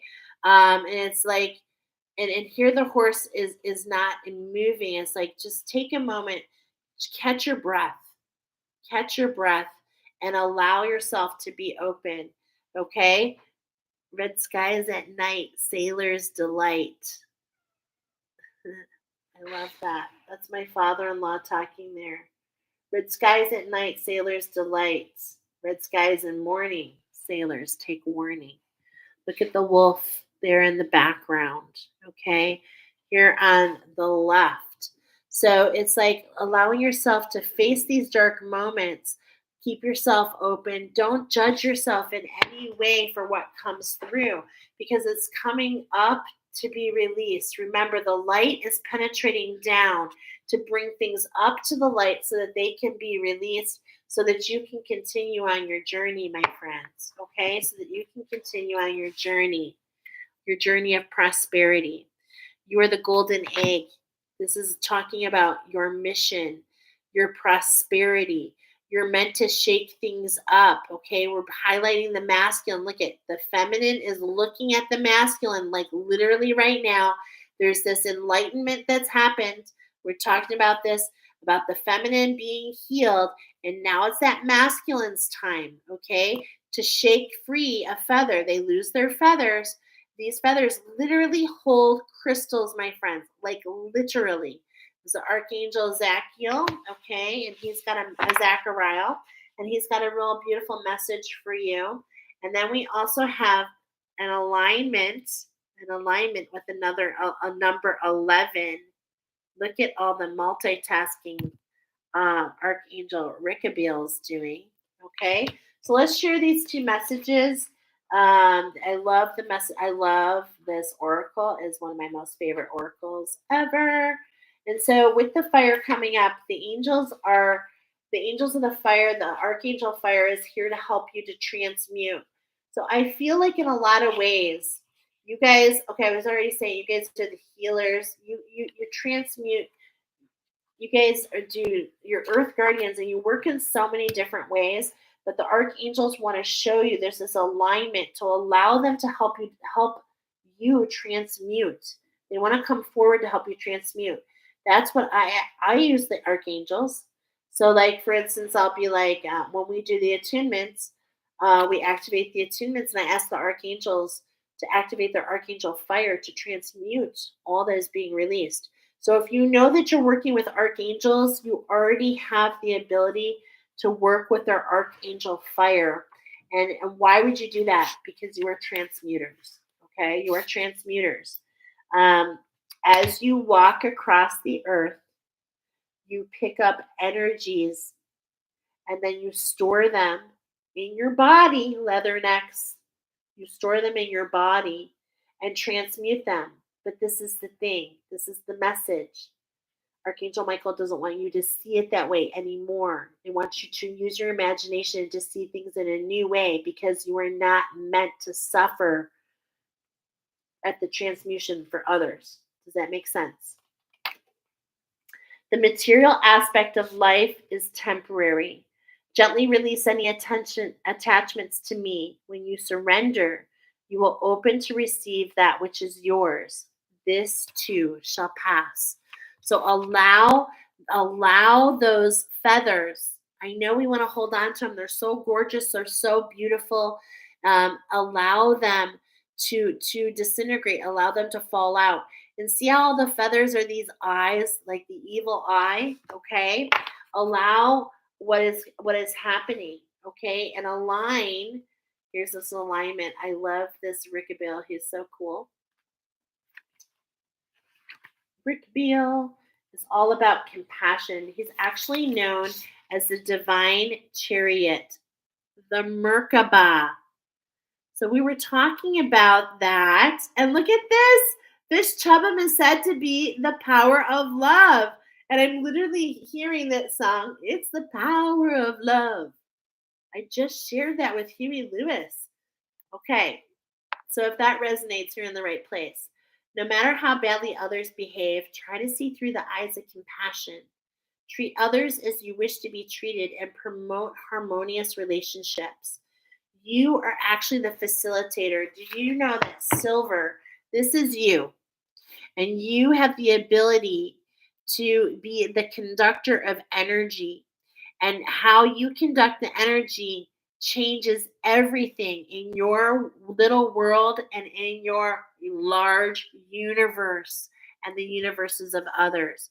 So, with great responsibility comes great wisdom, right? And so, you are a conductor of energy. And this is why I was telling you, you transmute as you walk, you just naturally pull energies to you. And it's like the Tin Man. If I only had a heart, which your heart is so big, don't armor yourself up. And this is coming in to let you understand the type of person that you are. So keep your heart open. Don't allow your to be frozen on your trail because you're picking up energies of others. Know that this will pass, and know that not only will it pass, but it will actually unleash. It'll unleash this beautiful new gift within you. Okay? And I do want to remind you, pile number 2, that you might have a link to pile number 4. So if you didn't get that, you might want to double check and see if pile number 4 was for you. Okay? Beautiful messages that came through here with green tourmaline. I absolutely love that. Oh, the second song. I knew I was forgetting something. Okay, this is the last thing, you guys. We're going to finish you up. You had another song. So the first song was with the Astro, the Whistle While You Work, Skip to the Loo, My Darling. But this is for the love connection. And this is a vibration. Okay? And the song that came in for you was Easy like a Sunday morning. Okay. So how's that? I'm singing it wrong. Let it be easy. Mm, mm. Easy like a Sunday morning. Okay, I'm off a little bit, but you know what I'm talking about, right? This is the energy coming through with the project that you're working on, with the love that you're with. So it's all about it should be easy. I want to see it right. Easy like a Sunday morning. I'm so way off, but that's okay. You know what I'm talking about, okay? So easy like a Sunday morning is how this should feel. If it doesn't feel like that, then it's not for you, okay? Then it's not for you. All right, pile number 3. Let's get started with you. A lot of eights in tonight's. A lot of eights in the times. We've got the runes, so the ancestors want to be seen. We're going to talk about rose quartz, and the divine are coming forward for you. And you guys, we're going to be doing not a lot of cards, but a lot of cuts. Okay, so rose quartz is the only crystal that we're sharing today that actually literally goes in all of your first 13 chakras. So when you use rose quartz, it expands. Look at how beautiful this is. It expands in all directions, okay? It expands in all directions. And as it expands, it creates this wave of energy throughout you. So it is the element of the air. It is, like I said, it's used in all chakras, which means that it expands your grounding, it expands your unconditional expansion in every area. Okay, this attunement allows a lot of people like think of it automatically of love, but really, what I want you to think about with rose quartz is it is a fear dissolver. So it releases fear from our energy fields and it radiates qualities of being sensitive and to being open and to honoring ourselves without compromise by dissolving that fear. I mean, that's quite a bit to take in. It's a real powerful, beautiful crystal. Many people wear it. It's definitely coming up to be gridded in your home. Okay. And believe it or not, you may not be surprised, but this is, probably wants to bring the energy into your home to help dissolve any fears, any other residual things that are happening in your life. Okay. So I am feeling like there's a big shift going on. I mean, but we're all going through a shift. But for you guys, this shift in particular today, the numbers want to come forward. And we're talking about the root chakra and your earth star chakra. So you guys have been really going down deep. And so this crystal's coming up forward to really allow your whole energetic system to alchemize to all the shifts. Because this is the thing. When you start with chakra number 1 and 2, it affects everything above it. So this is like that untwisting, right? And now we're going up. And so it's like this is the vibration that I'm feeling with you guys, okay? The bull's energy and there's a vibration and a frequency there, okay? When I'm saying the bull's energy, it's like how do you view yourself? As the workhorse, as the strong one, or do you see red? Are you seeing red? Because we want you to see with the rose-colored glasses instead. Okay. So, what do we got? We got the runes and we got the divine. Okay, so with you guys, we're doing 8 shuffles. We're highlighting the well of dreams. We're highlighting the well of dreams for you guys. Let's shuffle in your energy here. Claim your art. Let your imagination guide you to your alchemy. See things to be, and when we say claim your art, there are so many ways to do that, okay? Because for some people, oracle is an art. For some people, it's literally physical art. For some people, it's painting a story by writing, by reading a story out loud or poetry. Express your joy. Like, look at that. Claim your art and express your joy. Okay, we're done. So much. So much we're talking about here, you guys. Okay? Are you getting these vibrations? These are the vibrations that the divine wants you to know. Live life to the fullest. Live life to the fullest. Claim your art. See the joy. These are all things that you can do for you. You don't need permission. Reach for the stars. I'm hearing huge alchemy going on. There's a lot bringing you into. This is like I'm getting. This is literally you're gonna see life with rose-colored glasses. Like literally, let go and enjoy. You're getting the message. Are you getting it?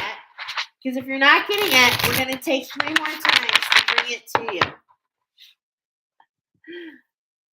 Oh, well, this was upside down, but grieve your losses. Okay?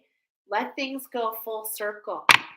If you can't let go of what was, how can you ever move into what is? And this could be the red versus the rose colored glasses. Live your soul, not your role. Wow. That's like a huge message that I'm taking right away. Live your soul, not a role.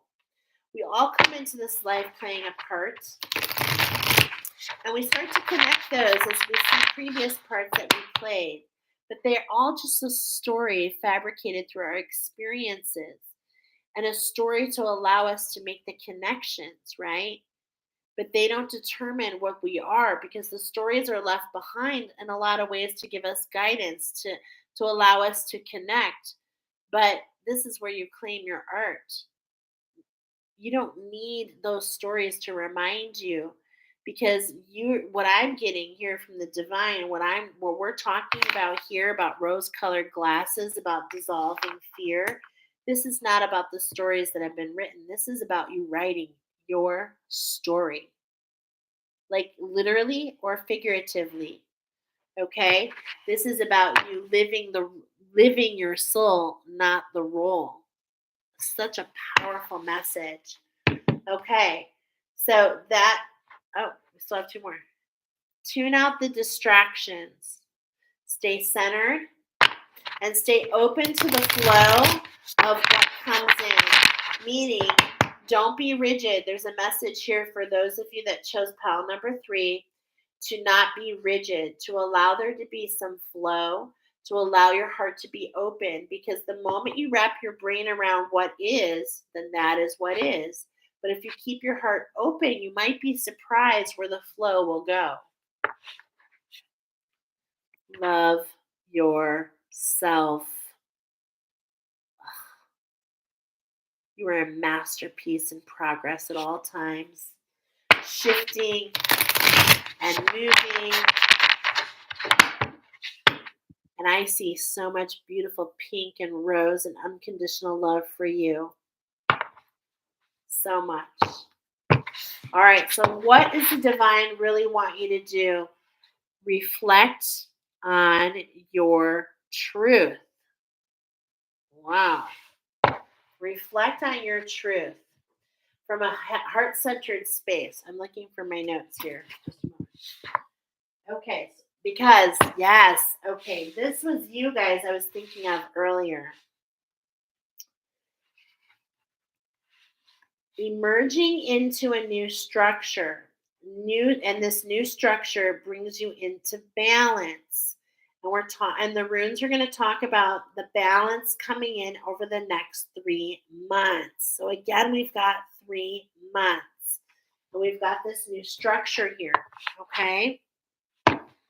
So reflect on your truth and how can we reflect on that? Now notice we're just thinking about it. We're just kind of taking it in. What does it lead to? What inspirations does it lead to? This is actually a lot of where I was, reflecting on my story and then bada boom, bada bing, how it led to these attunements, okay, and how it led to me discovering where, I'm meant to be, which I'm still discovering, but I'm getting a little closer. But at the same point in time, my heart is open because maybe I'm not meant to stop here. Maybe it's meant to go up even further, right? So let's reflect on this truth and let's see what this new structure coming in for you because it really wants to come forward. Be patient. Be patient. I'm hearing the paint is drying. Be patient. The paint is drying. Have you ever stayed in a room where it was just painted? It smells, it gives you a headache and all these other things. This is the message that's coming through for you first, okay? Be patient. And notice that bee is in this hot pink, okay? Uh, and I'm getting a flamingo. I'm getting a flamingo with one leg up, right? And it's just like standing in this structure. Actually, there is an oracle of the flamingo that you may be interested in because that actually is coming forward right now. Retreat. Be patient, retreat, reflect. Getting a lot of re's here. Retreat. Reevaluate your priorities.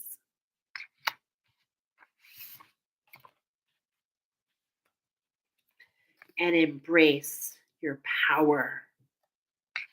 Okay. 4 very powerful cards. All these pinks. Look at this structure, okay, because I'm getting start in the east. I'm getting when you rise, so in the east, which is the land of the earth, be patient. Be patient as you wait for things to come into your actual earthly being, into your manifestation hold. Okay? Alchemy is right in front of you. Continue to hold that vibration of unconditional love. Don't see things from the shades of gray, okay? Which means don't focus on this portal down here of the darkness, okay? And this is why I'm telling you this. It's not because I'm a shadow walker, so I'm not going to tell you to avoid the dark, but it's like you've already gotten the spark in the dark, and that's why we're being called to retreat. The alchemization is already happening for you guys. There's this harlequin mosaic happening here where in the water in the south is what I'm getting. Okay, so there's these emotions, this glitter. And as I'm thinking about the water, do you know in the water how the sun does this reflection, this little like glitterization? Uh, I'm actually for some of you, I'm getting light codes. Okay, light codes coming through, and it's like this confetti, and it's like this is going to change this harlequin pattern. The harlequin is this. It seems to be my favorite word tonight, juxtaposition, this like jester, okay, is what I'm getting here. But often in jest we see truth, is what I'm hearing here. Often in jest we see truth. So how can we reevaluate and refocus and restructure and look with rose-colored glasses, but at the same point in time, how can we look upon our own selves with those glasses, with that lens? How can we retreat and pull back and refocus and alchemize the things that have already gone through? While we wait, we create this retreat. Okay, and think about a retreat. What a retreat is. It's actually taking the time to really kind of dive in, but it's like it's not super deep where your emotions are. It's That's not what we're talking about, but it's jumping into those places that just kind of gnaw at you. This is what I'm feeling here.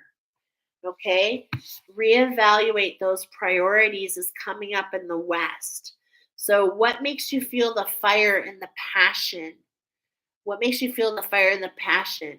When the sun goes down, when the sun goes to bed for the night, how can you reevaluate before your pillow, before your eyes close at night? How can you take the time to reevaluate your priorities and count your blessings. That's what I'm getting here. How can we take a moment to count our blessings before your eyes go to sleep?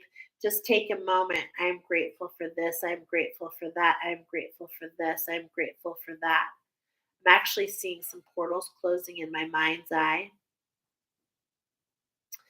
Um, Hold on a second. Is this for pile number 3? Hmm. Okay.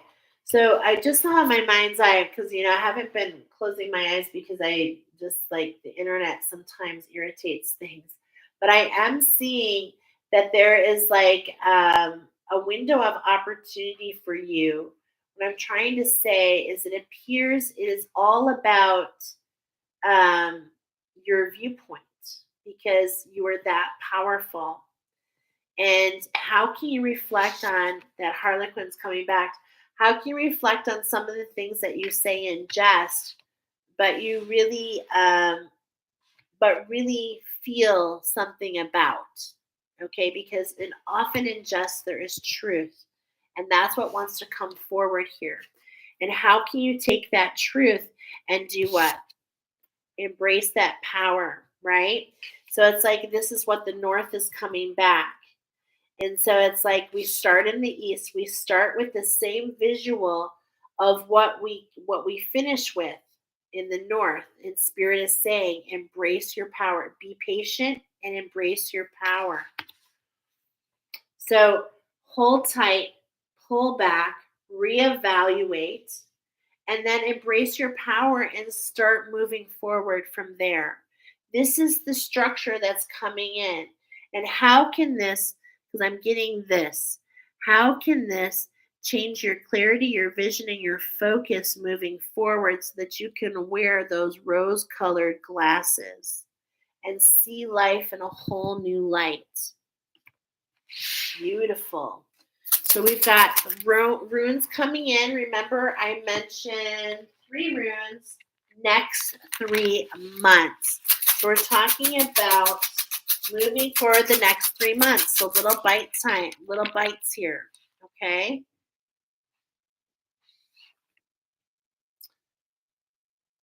It's funny. It looks like an H on this side when I'm holding it, looking back, but when I look at it here, it looks like an N. Okay, so it's a little backwards, but it means the same thing. So there's this. Okay, here in month number 1, here's the message. It's all about getting. It's like you're going back to get back on path. So this is what I see is like you're walking along here and you're being pulled back to reevaluate something to walk back on path. So it's like in a way you were off path, but this reflection allows you to pull yourself back and pull yourself into a new direction. Okay? So allow the energies, and this is a really good time because the energies are all linked up, and oh my gosh, so much magic with this lunar eclipse and Scorpio full moon and holy moly, and we could just go on and on and on and on forever. And but we're trying to let you know that over this next month in particular, in between. Okay, it's interesting. I'm going to show you when I'm done here because how I'm actually. Let me pull you down. Let me pull you down. Okay, so look at this. Be patient and retreat. And it's like, this is what I'm seeing. Pull yourself back. The retreat allows the alchemy. Like it's literally the connection between the two. Okay? Because we have 4 cards here, but we have 3 connectors. So that's connection in month 1. Month 2, there's actually no inverses tonight. I don't really read inverses. Sometimes I do, but I was told no tonight. So here between retreat and reevaluate, we have the ride. This is the rider, okay? So me, the rider. Now this is the horse, and this lets you know that you're being guided, right? It's all about the journey. So it's all about focusing on those results. That's in between the retreat and the reevaluate your priorities. It's like, what journey are you going to take yourself on as you pull back and alchemize? And as you reevaluate where you're going, how is that going to change your ride, your journey, your expression? Is that going to put you in a gallop? Are you going to be, walk? There's no wrong way here. Okay. You're the rider. But there is this element of letting the horse take you, allowing yourself to be guided. Okay? Allowing yourself to be guided. And then the third one,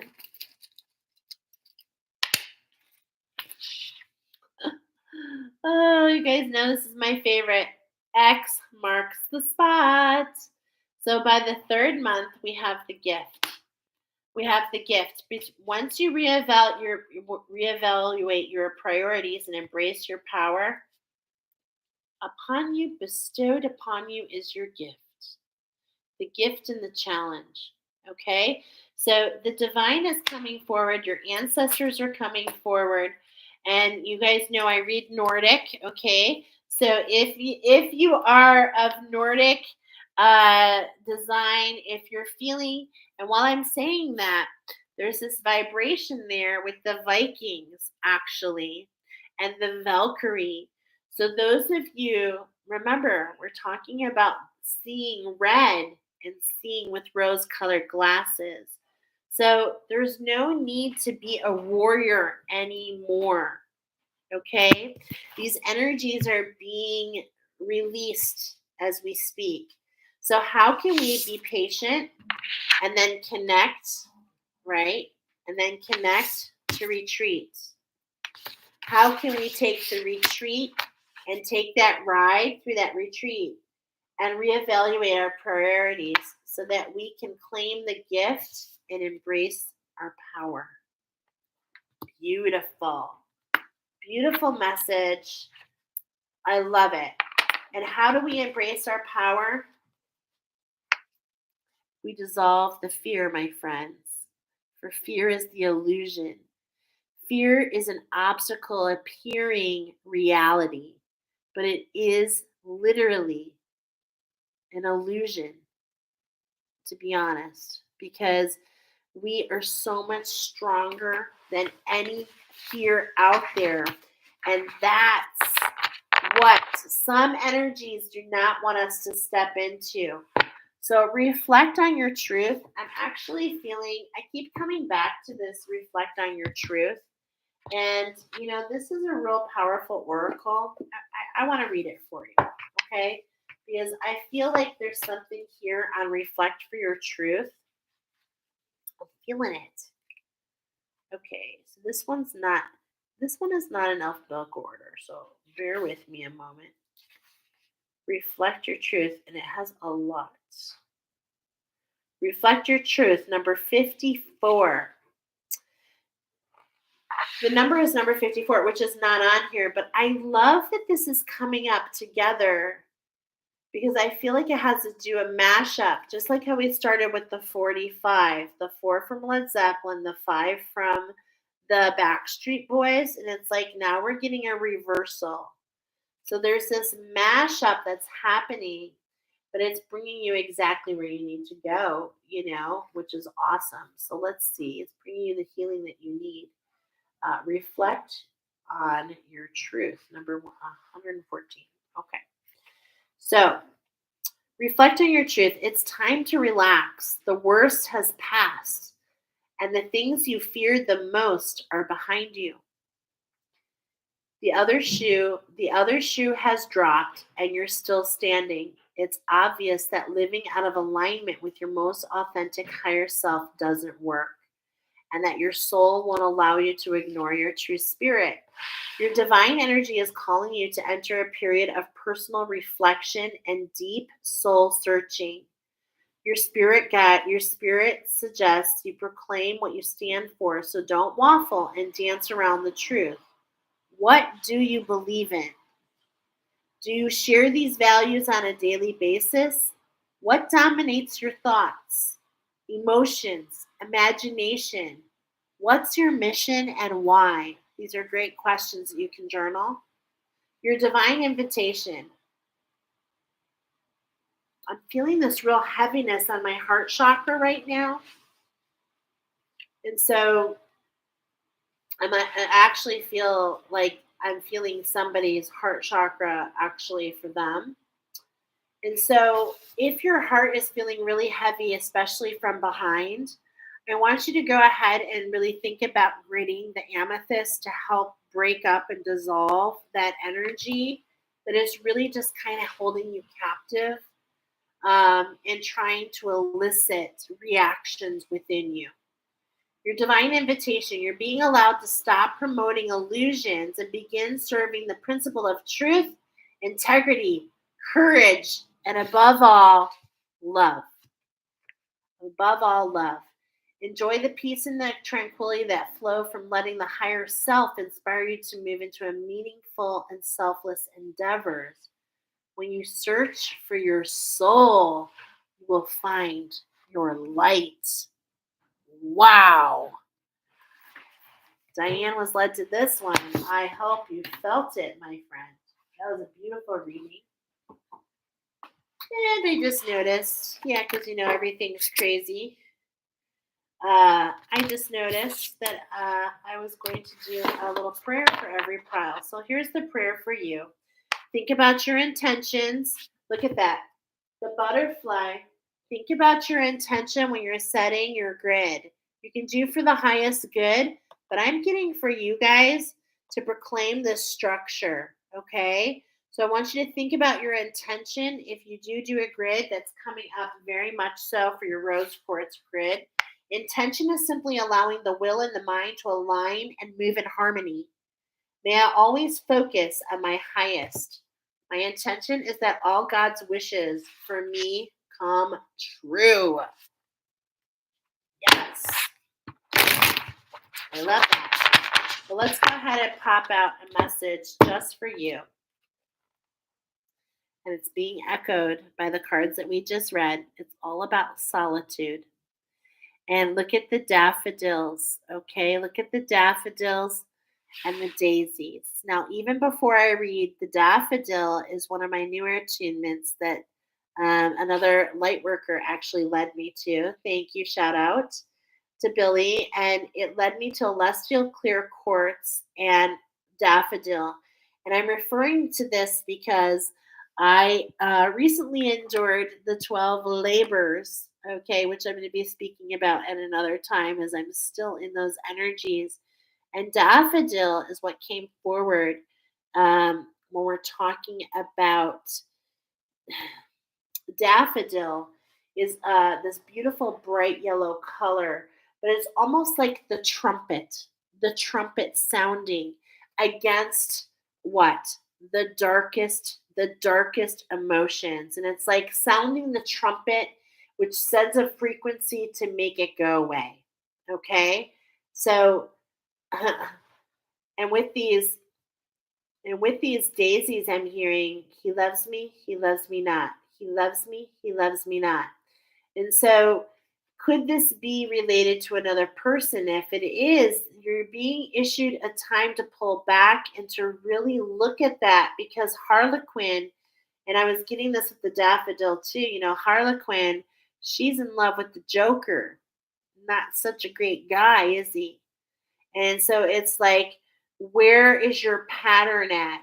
And at the same point in time, how can you flip the script for yourself, which could also flip the script for that joker within you or outside of you? Either way, it's time to take some time alone, okay? To pull back. And this is what we've gotten in your whole entire reading. Once you embrace the inner divine in your own sacred solitude, the right people arrive at the right time, exactly on schedule, without forcing or chasing. So this is how you know you're in the right place. So it's like you're pulling back, but why are you pulling back? I feel like you're pulling back. Look at what's on bottom here.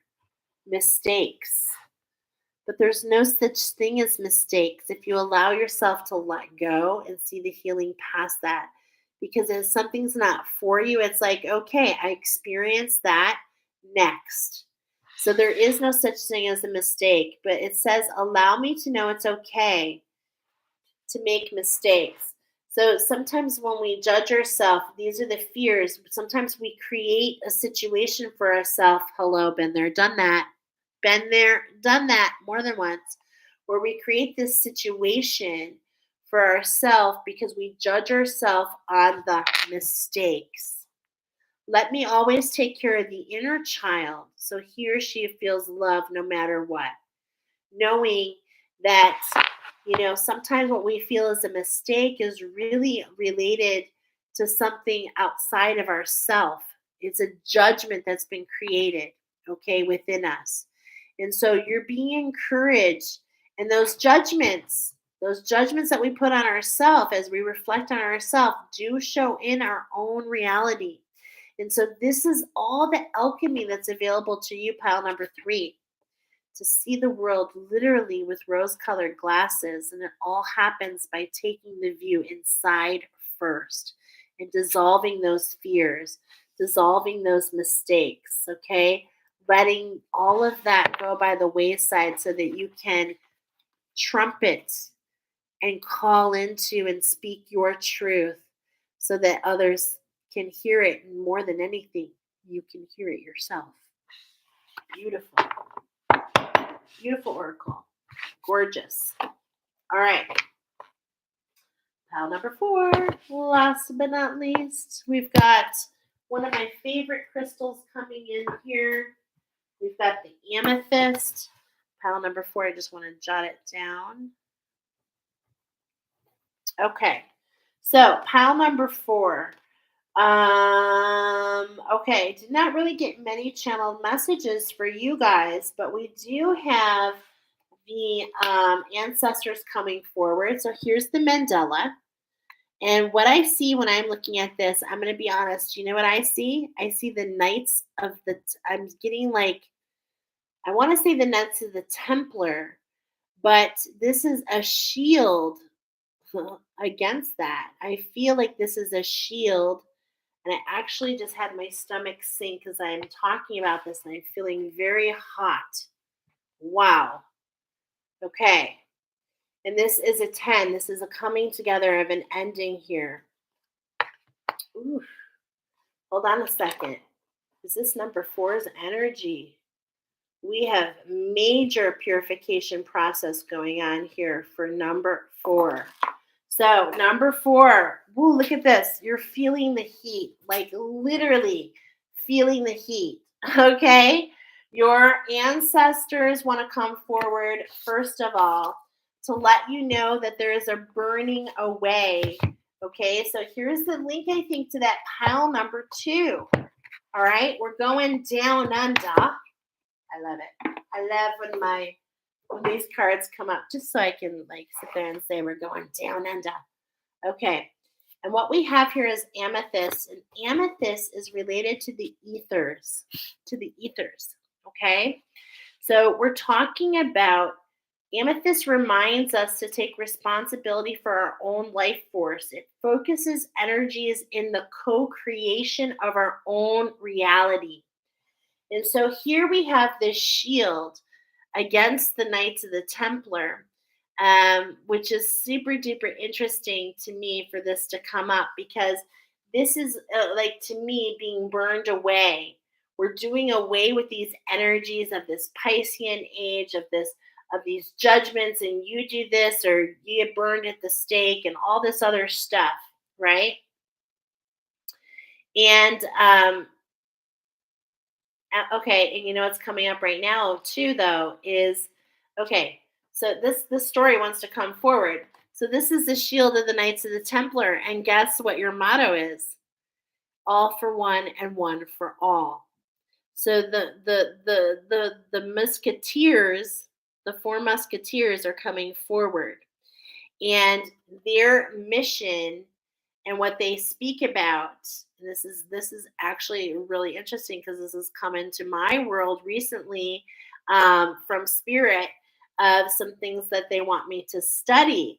So this relationship between the Musketeers and the Knights Templar, this battle in between to hold, right? This coming together of a conflict.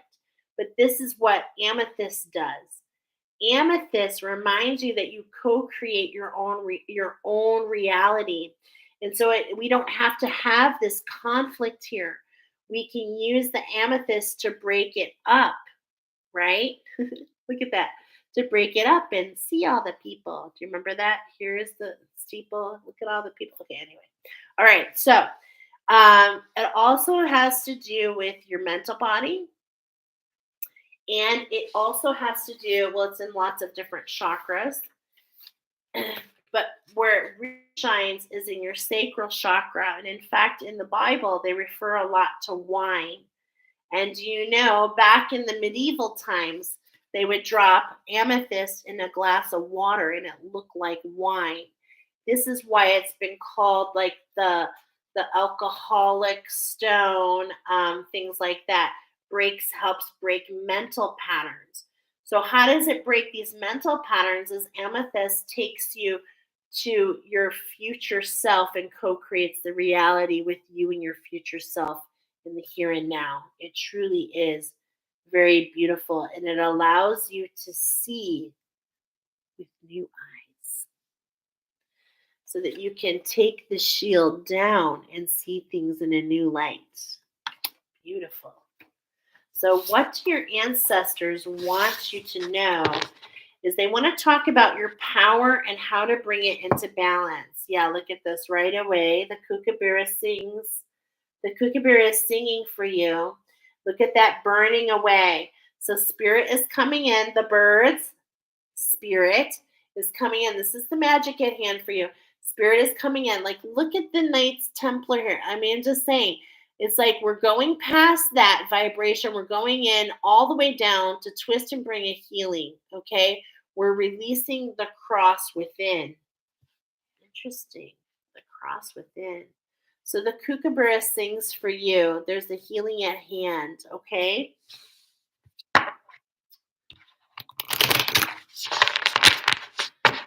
And how can we bring into our, yeah, okay. I was just saying, how can we bring ourselves into our power? Okay, this is the fairy penguin, and this is about things going full circle. Okay, so look at the first card. We've got this burning away. We're going down deep to burn down and to burn away, right? Now I want to start there. Then we're going to come back up and we're going to go full circle. And then we're going to do this with the fairy penguin, with the fairies, okay, and working with our eyes and our power, okay? So we're looking, this is looking to the left. This is your feminine. How can I step into my power? The fairy penguin is where you see willpower. The fairy penguin is being highlighted here because the fairy penguin is one of the only penguins that actually does not know it cannot fly, my friends. It absolutely, penguin, do you fly? Absolutely, I fly. Because what they do is they surf the waves so hard that it bounces them into the air and they literally fly through the air in the water. And this is the energy that's coming in for you, pal number 4. Okay. Diane says, being a recovering addict, I do judge myself for all the mistakes I made when I was younger. Yeah, girl, that is really hurting so many of us. And I want to tell you what, you're on a new vibration. And so you're pulling new experiences to you. And hey, shout out Knuckles for getting through it. And think about how now crossing that bridge, how you can hold the space for others to cross over. So, I'm a child of abuse and I made a lot of bad choices growing up based on that abuse. Okay. Based on that victimhood, I pulled a lot of tragic experiences to me until I realized that I could stop the madness, right? I could stop the madness and stop allowing that trauma to determine what my life was all about. And so I literally had a stop the madness moment, okay? But what I love about it is I can hold the space and I can see other people who have had this trauma. and some very people close to me have endured this trauma, and it's like your hearts just connect. And I'm feeling that for you, Diane, that you can just connect to others, okay, with your will, stepping into your power to show others that they too can fly just like you have. Oh, so beautiful. So beautiful. Okay. So we've got the birds coming in big time, y'all. Let's see. It's going to continue. Nope. We got the thylacine here because you know what? You guys are so much more than meets the eye. Do you know that thylacine has not been seen in a very, very, very long time? It is the elusive Bigfoot in Australia. And look at all the wars and all the stripes that this um, particular seen part of the Tasmanian devil is the thylacine. It's like this really heavy energy, and they were actually hunted. And in many ways, I feel that those of you in pile number 4, there is this feeling of being hunted. And so, spirit is coming here to let you know and it's like, as much as I'm about to say this, right? It's like that doesn't kill you makes you stronger. It really is so true. And we carry these forward. We carry this wisdom lifetime after lifetime. We carry it through our lifetime. And your ancestors are letting you know that you're not only carrying it for you, but they carry it for them. So you're carrying all these stripes and all these things, but a lot of times we're carrying it because this is where we are now. This is where we are. Your ancestors are coming forward and saying, thank you. Thank you for being the one that shows up. Thank you for being the one that allows the balance to happen to the family tree, right? Let's lock and load you. It's like the ancestors wrap around you and they wrap around you and they hold that will for you. Okay? They hold that will for you. Beautiful. Those eyes are just popping out. Do you see them? And like, look at this face. There's more here. Look at that face. Okay? And how can we look at ourselves in a new light? Look at ourselves for the specialty that we are. Look at ourselves for the rareness and the uniqueness of we are. How can we look at ourselves not based on where we have been, but looking through the eyes of our ancestors, knowing where we can go? This is what true wisdom is about.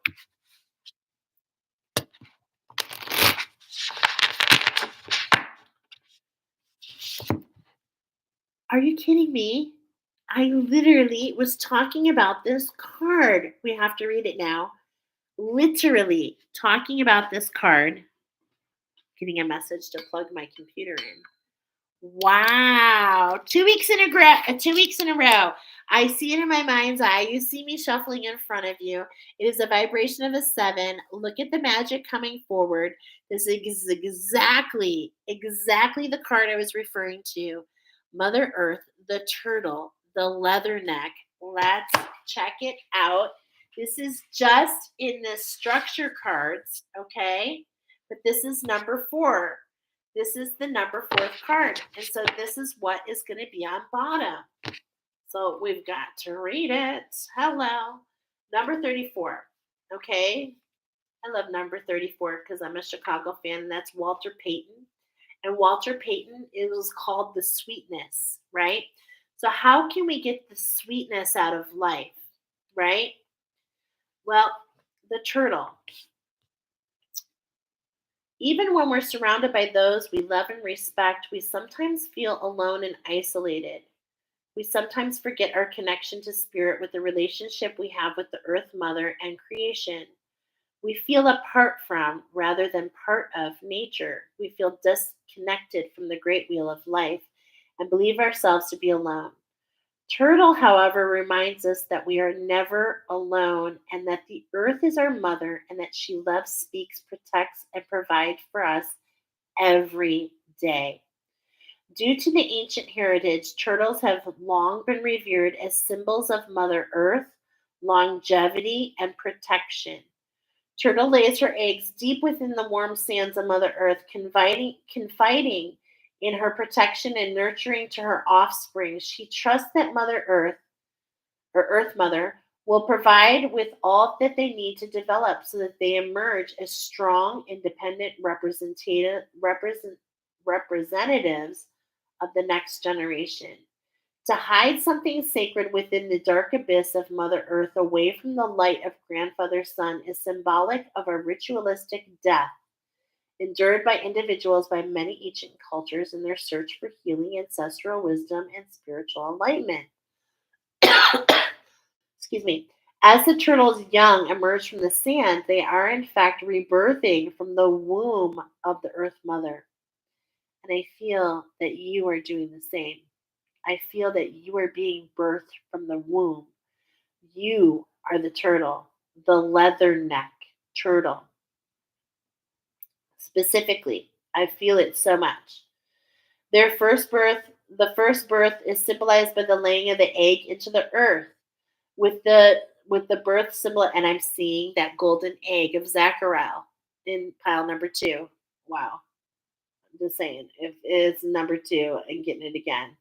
If the first birth is symbolized by the layer of the egg in the earth, with the rebirth symbolized by the breaking free of the coffin like eggshell to emerge from a nurturing energy of Mother Earth into the light of Grandfather Sun.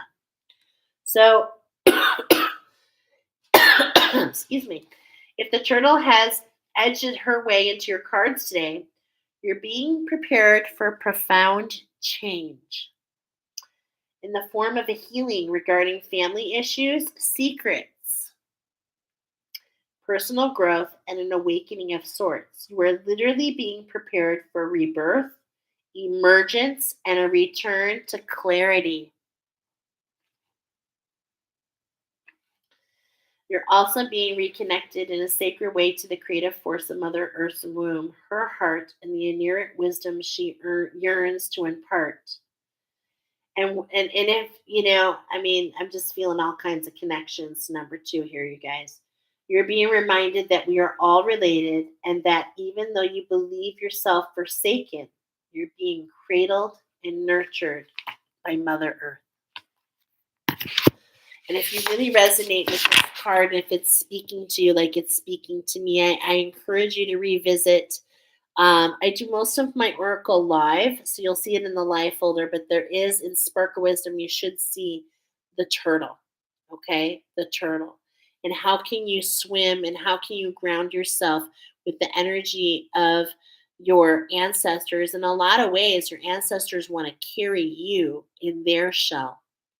They want to carry you in their shell to help you find the balance. This new structure is what's going to bring, or no, that was the other one, to bring you into balance. I started this whole thing talking about the spider, right? About the 33. I started this whole thing, and as we end, I told you that Spirit reminds me to tell you that I'm the dream weaver and the dream weaver and the dream catcher at the same time. And so this is a vibration that I'm learning, and as I say it, that I keep stating. And as the dream weavers and the dream catchers, we create the web and the healing for others, okay? Especially sometimes when they can't see it. We bring it together. Okay, this is the 33. How do we do this? Because our divine feminine is in collaboration with unconditional love. Okay? That is how we do this. And I love that we're seeing here the spider is purple and orange. And we were talking about the amethyst. And we're talking about the vibrations of the things that we had to shield ourselves before. Like, look, shield ourselves while we were doing our creativity. And this is really talking about that the divine feminine has been healed. And it's like we've gotten ourselves a save. We've gotten ourselves a save. So any energies that you feel that are coming at you, these anxieties that are coming up, they're coming up to be released.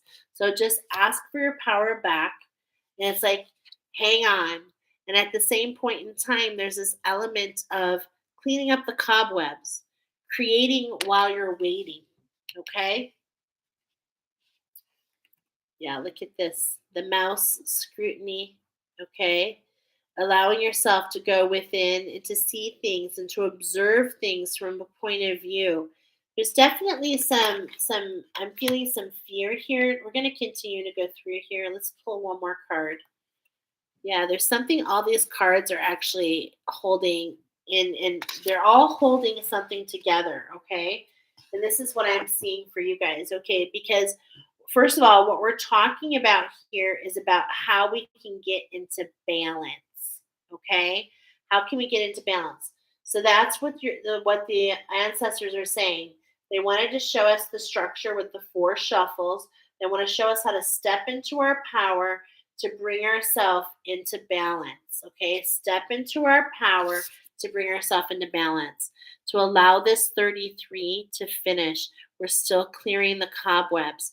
This is an activation we've been in since last year. I've been talking about it for a while. An activation to our feminine, which allows the higher heart. It's the dark night of the soul. It's tough. It is tough. And it's going through the heart and diving all the way down and clearing all the cobwebs on the way up to do what? To kind of have a new start. To have a new start. Okay? And we need some collaboration. Okay? The mouse likes to be really clean. They scrutinize, they look. They're the most, and the mouse here is kind of holding on for dear life. But look at the little heart here at the tail. Oh, so cute. Okay. So it's like right at the tail. It's like, and then it cracks me up because whenever I see these mouse cards, it's like you're not meant to be in the tree. The mouse is always screwing. So it's like, has the emotion ran you into the tree? How can you dive down deep? And how can you keep yourself heart centered, knowing it's not about left or right? It's about observing and about seeing, observing and seeing what happens when you go into those emotions. How can we go into those emotions and see how those emotions, how the waves move us left and right? So, how can we go into those different emotions of fear, of anger, all the shadows? How can we lean into the shadow is what the ancestors are saying. You're protected. You are protected. This is your time to go deep. We're going to bring you up. We're going to bring you up, babe. Keep yourself in the flow. We got you. You're in our shell. We got you. So, how can we go down? How can we wrap up this activation, knowing that this is an activation? How can we continue to clear the cobwebs? And how can we dive down to get those emotions in check so that we can rise up into our wings? To get lift, to go lighter. That's what I'm feeling here. It's like, okay. And then here's the third card. And this is all about the red kangaroo responsibility. And the vibration here is of a 12, is about this balance. And so the red kangaroo has a very special message for those of you here in pile number 4. Because the red kangaroo boxes, look at how strong they are. They literally box others and sometimes box themselves in. How can you allow this change in your structure? How can you allow yourself to step in this power to rise out of something? It's not just about the responsibility, okay? This is a vibration that actually I identify with very much so. It's like the more you do, the more you're like you're tied into it. And for the kangaroo, the message here is they have the pouch, right? And they can have a joey on the outside, they can have a little one in the pouch, and they can actually have another one already manifesting to come to fruition. And this is what happens in times of plenty. But in times when things are not of plenty, they can change the structure and they can hold off on that third one and just deal with the two that are here. But what I'm seeing, look at, there's an arrow here on the chest. Look at this. Do you see it?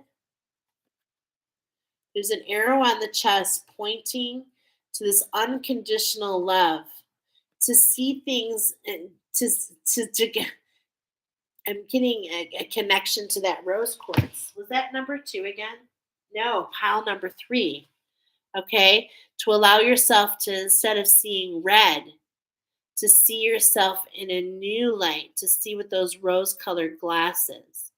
Okay, but also I'm seeing manifestations here. Okay, um, kangaroos are able to jump, they're able to leap. There's so much here, but the biggest thing is, and you can see it, like the muscles. It's like you have done all this work, you've done the heavy lifting. It's time to allow spirit and your ancestors to help you rise. Okay? But it seems like there's something you need to jump down in there and do. And look at all these elements coming together. We have all the elements coming together for you. We talked about the fire, we've got the water, we've got the earth showing up extra on the earth. Okay, this is also interesting because what I'm seeing is some numbers here. So we've got 33, master number 33, 34, letting your ancestors carry you to 34, 35, when you allow yourself to go down deep and to look and observe of what you can let go of. And then 35 plus 4, a new structure, leads to the 39, which leads to balance. So there's really a huge message here for you to co-create your own destiny of what was into what you want to see, collaborating with your higher self, allowing the ending of one vibration and frequency, and allowing you to now move into a new vibration and frequency. Beautiful. Now the earth magic wants to come forward. We got a lot of earth coming forward for you guys. So, feeling that earth guardian, I'm feeling, definitely keeping yourself rooted is always important when you see this. But the earth magic has a one-on-one for you. There's a reflection here, okay? How can we freeze? This is the message I'm hearing right here. How can we freeze and take a look at the reflection through the water? Okay? This is what's coming up here on this card. So how can we freeze? How can we allow ourselves to be carried, right? At the bottom, we see the fog. Things are veiled. How can we freeze and not suppose what's in there? And let the fire drive our passion. So here we were talking about the different elements. How can we rise from the water of the south and move in a new direction of the west, of the sunset, of the ending, of the 10, of the completion? And as we settle in, as the sunset comes, right? Like this is what I'm seeing here. This is a tribal fire, right? Going on. This is a one-on-one for you. So let's really take a look at this card. All right, there's like a lot going on here. It's a masculine energy. We're being blocked from the face, but we see the fire here. And what are you seeing in that fire? I'm seeing so much in this fire. I see a bird right here. I see a shell. So how can we let our spirit guide us? How can we listen to our inner voice? How can we fuel our own fire, right? And fire cannot exist without the air. So there's that last element here. And how can we use the ethers, okay? The co-creation with ourselves. How can we use the ethers and the imagination of what's made in the spirit world, and that's the ethers. Creating in the ethers is what needs to happen as a prerequisite to bring down into the earth. So there's this whole element of the night before, like this, there's this whole element of sunrise, sundown, and sunrise. I'm also seeing a lot with these shorts and this turban. Okay, there's really just so much going on here, you guys. Let's go ahead and see what the book has to say because it's just one card. One card from the earth. Fire. So let's see what the fire wants us to do. Okay, let's see here. It's in alphabetical order. So and then we have the fog on the bottom. Okay, so that's like they're right next to each other. So fog and fire. Gosh, go backwards, Michelle. Sorry, I guess I'm not thinking. Okay, fire. Here are some questions to ask yourself. What are your passions? What turns you on? What ignites that inner flame, that creative spark? When you feel devoid of passion, consider what is missing in your life. It's most likely an absence of the fire in your belly, something that makes your heart beat faster and quickens. And I can see why that is because I'm seeing that the fog here is on bottom, right? And so things seem a little foggy, and it's like we know where we want to climb, but we don't exactly know how we're going to get there. Okay, is kind of what's going on here. So, how can we build that fire, right? Now, since the dawn of humankind, we've been fascinated by fire. And as early humans were able to make fire, it changed their lifestyle dramatically.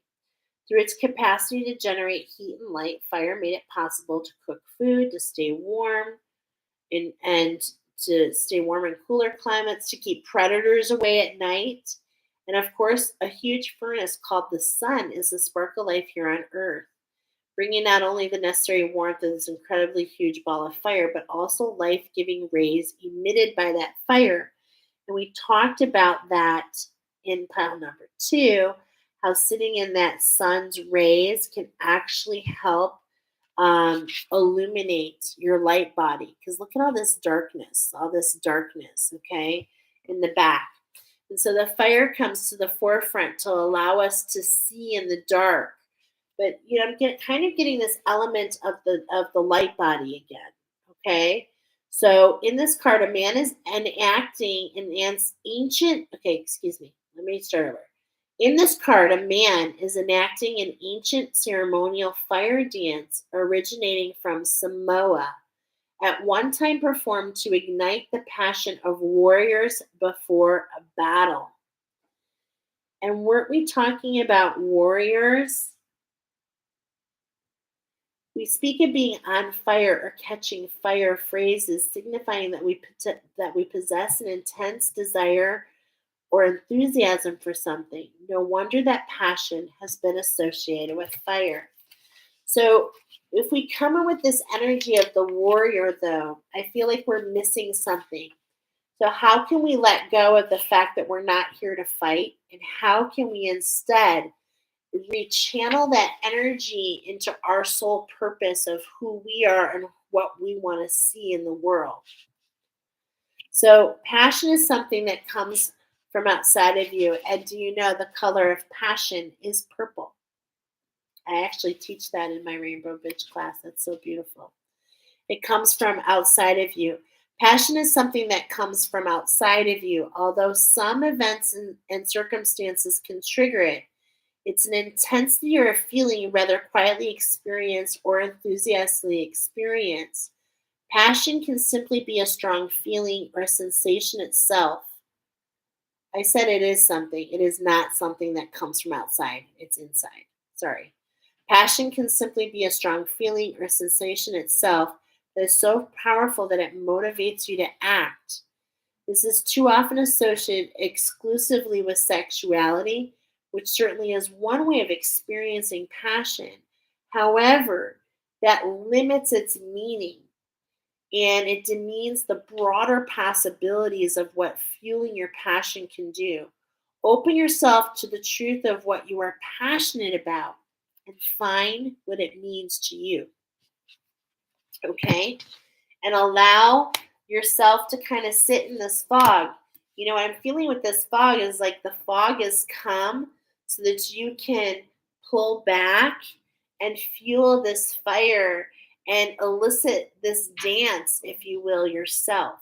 Okay? And this is something that you're going to be co-creating with your own higher self, getting the steps. Diane says fire at the beginning of number 4. You really got hot. Yeah, that's right. I did.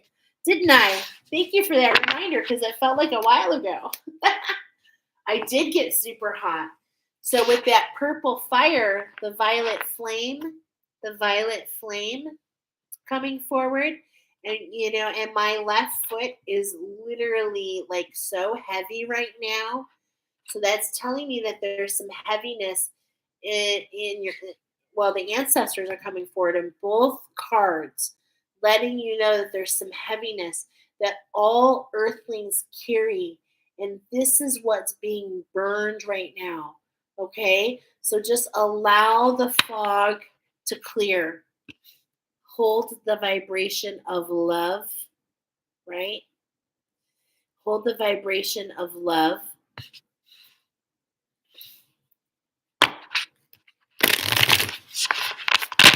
Finish out this reading. I was supposed to do 2 shuffles. The funny thing is that it's not like they're supposed to, but my angels wanted me to do 2 shuffles. So how can you lose, excuse me, how can you use love and how can you use confidence? Look at all those roses. How can you use these 2 things, love and confidence? That's what's coming up for you, pile number 4. And of course, my friends, what does amethyst pair with in my Rainbow Bridge class? Rose. And in fact, those of you, any of you that are feeling this heaviness, like I'm feeling in that left foot, because I feel it.